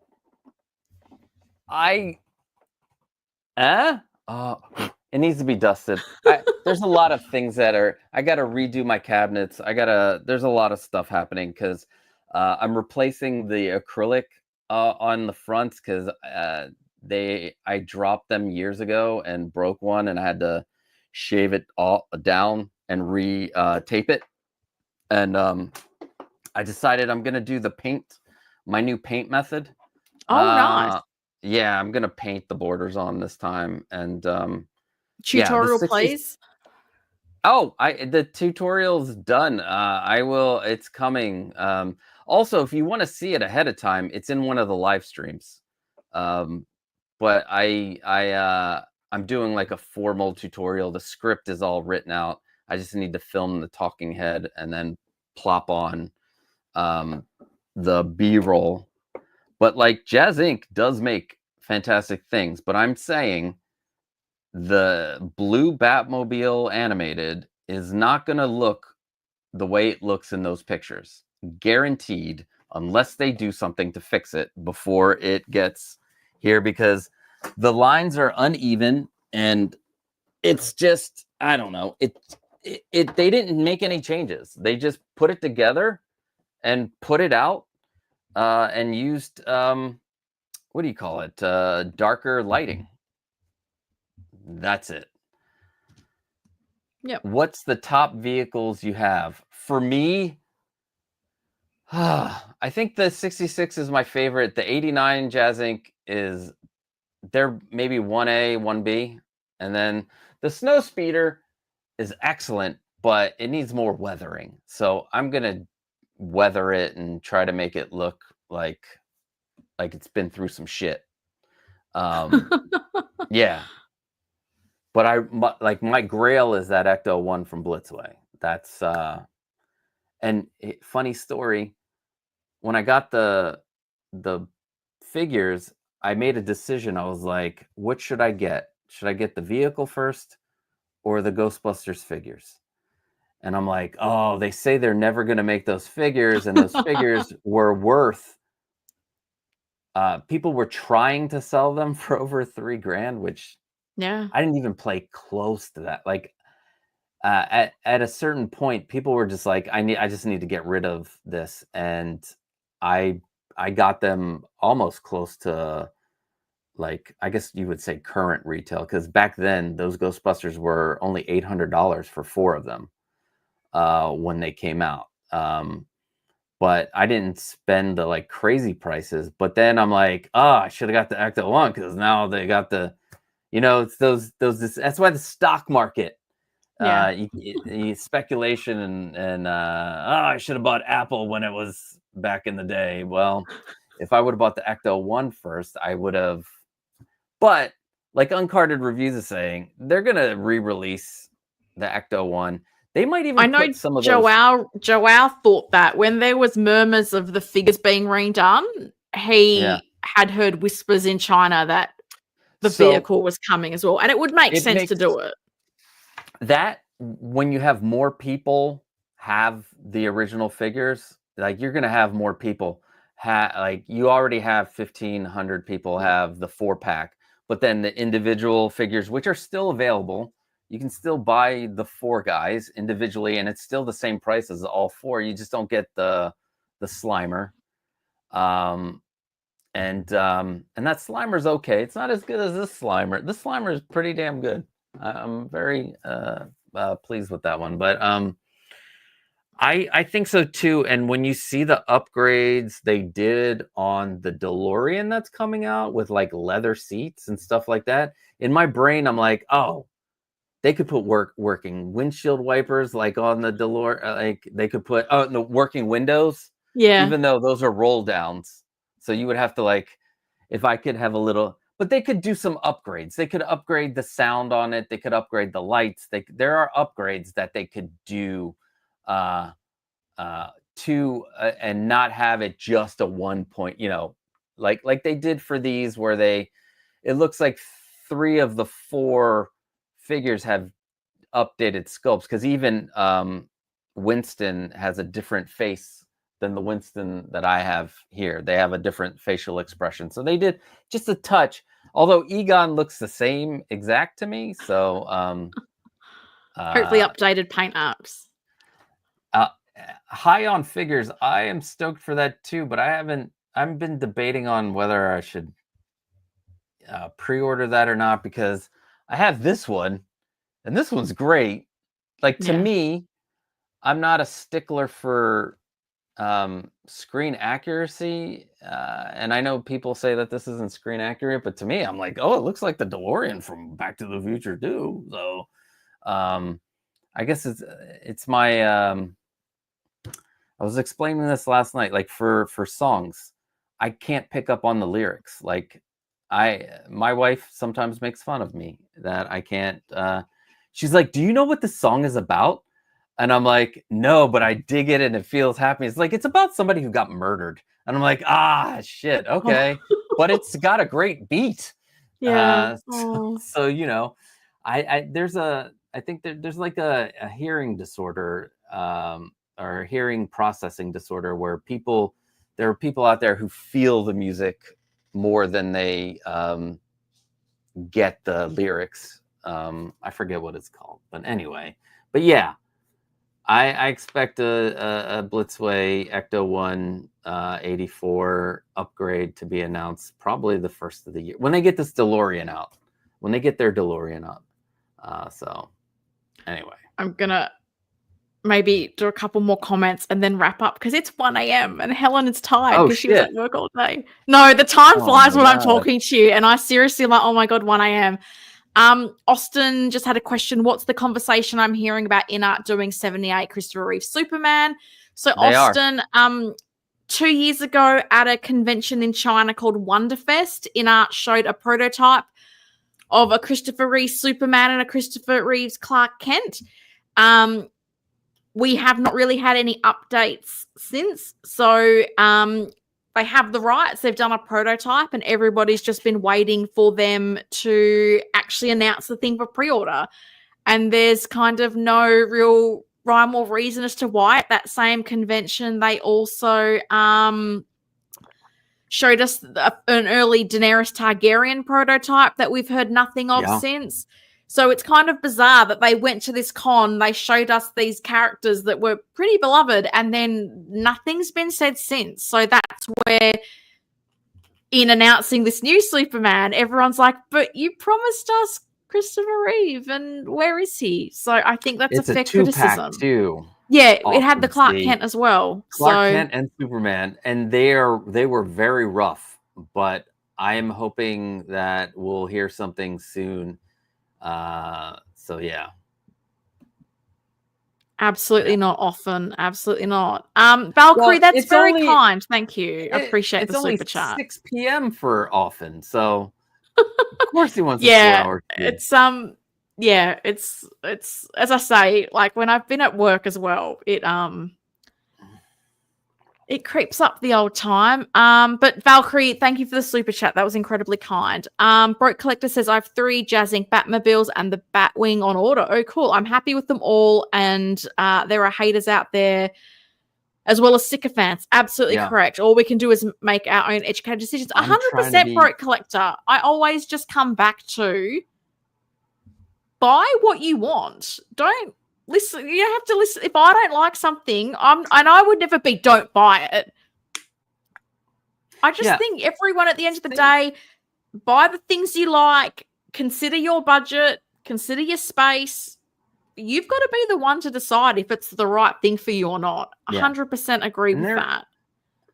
I agree with that too. And that's why I still buy JazzInc, because I still dig their products, and I'm with. I think Uncarded Reviews said earlier they should make diorama. Yeah, they should go back to making dioramas. Too. Yeah.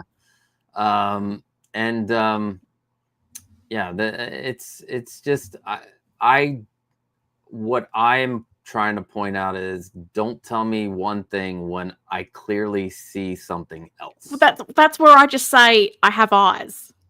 Yeah.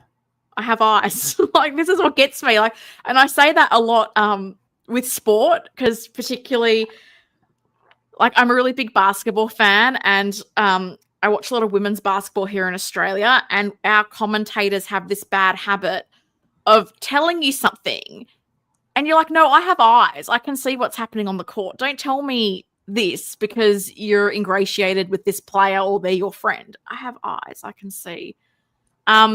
What's your most anticipated InArt announcement, Costa? Is it Chris Reeves? Announcement. It is the Christopher Reeves, but Yeah. they surprised me with that Snape a month ago or whatever, and that's my first InArt order.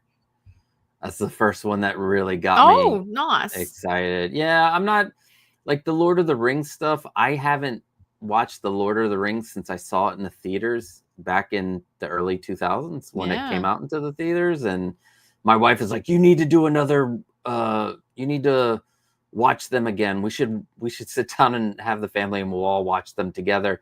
And I'm like, do you really want that? Because then I'm gonna have to go back and get Gandalf and Legolas. I missed out because his pre-orders down. There's a lot of figures if I really get into it. You sure you want that? So that Superman 2-pack, and I will 3D print a phone booth for the Clark Kent. Cool. Hell yeah. That's a great idea. That's a great idea. And put real acrylic panels for glass. Oh, yeah, nice. Nice. I love it. Stay, or you could go back and watch the start of the stream when we wrap up, because it is legitimately 1 a.m. Everybody wants to do a 24-hour live stream. No, someone else is doing that. Can't remember who. Someone's doing a 24-hour. Go watch their thing. I don't know. It's the Wolf Pack guys. Brick Artemis. I didn't realize they had a name. Well, they call themselves the Wolf Pack. There's okay. 3 guys. I met 2 of them at NYCC last year, which was great. Oh, okay. But sadly, I wasn't invited to the live stream. I would have said no, but I wasn't invited. I wasn't either. I just looked at it and went, oh, bunch of dudes. Cool. That's a good list, high on figures. But yeah, it's Pop Culture Living Room. Click on, can you click on that? There you go. Click on the thing that Often Studios put in there. But there we go. Names on the screen. That is a good list. The Wonder Woman, I'm guessing the Gal Gadot Wonder Woman and Batflex and Reeves. Okay. It's a good list. Hopefully they announce any of those. You know what I'm excited for? If we're gonna go Wonder Woman, the Linda Carter one from JazzInc. If they could get that right and they get her to sign stuff, that's gonna be. Yeah, I saw that. There was But I hope that doesn't. I hope we get the Catwoman before we get some really big and out, so I can see how these figures are going to turn out. But this has been my other thing, and why I've been hesitant to pull the figure on the trigger on the Penguin, because I was hoping before another pre-order went out that we would see more. And then in the interview Yost did with Lael, he was saying, I think maybe in September we'll be able to give you some updated Catwoman pictures. And I'm like, we pretty much, aside from body prototypes, we've not really seen anything about that Catwoman all year. In the suit, yeah. So, nothing from the factory, nothing that's actually a production version of the base, an accessory, nothing. He's showing us all this other stuff, and I'm like, cool, but I can't get excited and invested until I understand what is coming out of the factory. And I know Yost has said, I've hired this American company to do QC for me. I'm like, no one knows your product better than you. His reluctance to go to China to do any QC, I don't get it, because Hot Toys InArt, they're there. They're there on the ground every day. And I appreciate you live in the Netherlands. But even with the 89, which his words were, this is my Mona Lisa, you didn't even go there to do the QC yourself. That is a bit mind-boggling to me, that other people were sent to do that. I'm like, okay, it's your business, you run it how you want, but I seriously They were like, if you're the one who studied and done all this stuff, who better than you to go there and say, this is an acceptable quality, this is not an acceptable quality. That's how I feel. That's how I feel about it. All right, guys, we're going to wrap up because it's 1 a.m. Helen needs to sleep. It's 1 p.m. Costa has to go. Yeah, Costa has to go to one of the amazing places he can eat in Philly. But just a reminder, new video, because it doesn't happen often. If you want to watch me unbox an Armory and try to do a review style video, which I admit is not my strong point, but I gave it a go. That's the Australian spirit. It's up on my channel, if you so desire. Costa, are you showing off this weekend? What time? Let the people know where they can catch you. Tomorrow at 3 p.m. Eastern. I'm making the time like solid now. It will always be at 3 p.m. I have thought about moving it as if I have a family function. So it may still move around, but it will be solidly, I will make sure that I will try to make it every week at 3 p.m. Barring, I may just cancel instead of moving it around. I haven't decided that part yet. Yeah. So tomorrow I am going to go. Last week for my 50th, I was at Disney World and Epic Universe. So we're going to go through the week. And I've got a bunch of souvenirs. Here's a tease. Cool. Here's a tease. This is a wand from Epic Universe, and you can only get this wand at Epic Universe. It is the Phoenix wand. So we'll open this up, and I'll show you it, and we'll go through other souvenirs and souvenirs that I wish I had, and we'll see what your favorite souvenirs are from various theme parks, wherever you go. So it'll be more collectibles in the sense of not straight 1/6 scale, because like my channel is morphed into a display case DIY style channel, and guess what, a lot of people make these and not just 1/6 scale collectors. So I like to show off other collections. And normally, if you're out there and you've built a case with any of my videos, I would like to see it, or anything from the channel, and then I can show you off on Show Off. So that's yeah. So tomorrow we're just gonna go through that. I will always take your questions for display case building. And I think it'll be fun. We built a lightsaber. We got my daughter built a lightsaber. So we now have a lightsaber together. And when I'm done here, I'm going to start filming a vlog style, do like weekly vlog style videos on fixing this room up. Because it will motivate me to fix, because like there are undone cases, and if I show you what's going on over there, the pile of stuff, I am not going to be able to get through a live stream tomorrow because it is bugging the crap out of me. So part of this vlog is I'm going to, talk about this. I'm going to go through the what my plans are, and then clean up, and I'll do like a stop motion or like a time lapse. A time lapse of me cleaning this room up. It's going to be fun. So That's cool. And then every third Saturday at 8 in the morning Eastern, we will be doing 2 Greek Geeks. So you'll get more of us. Oh, wait. You're over there. More of us. And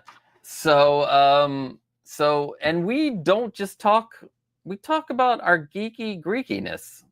So it could be anything. It could be anything. Who knows where the conversation will go? I'm on box. I am on box watch. That's why I'm trying to do this, Lumi.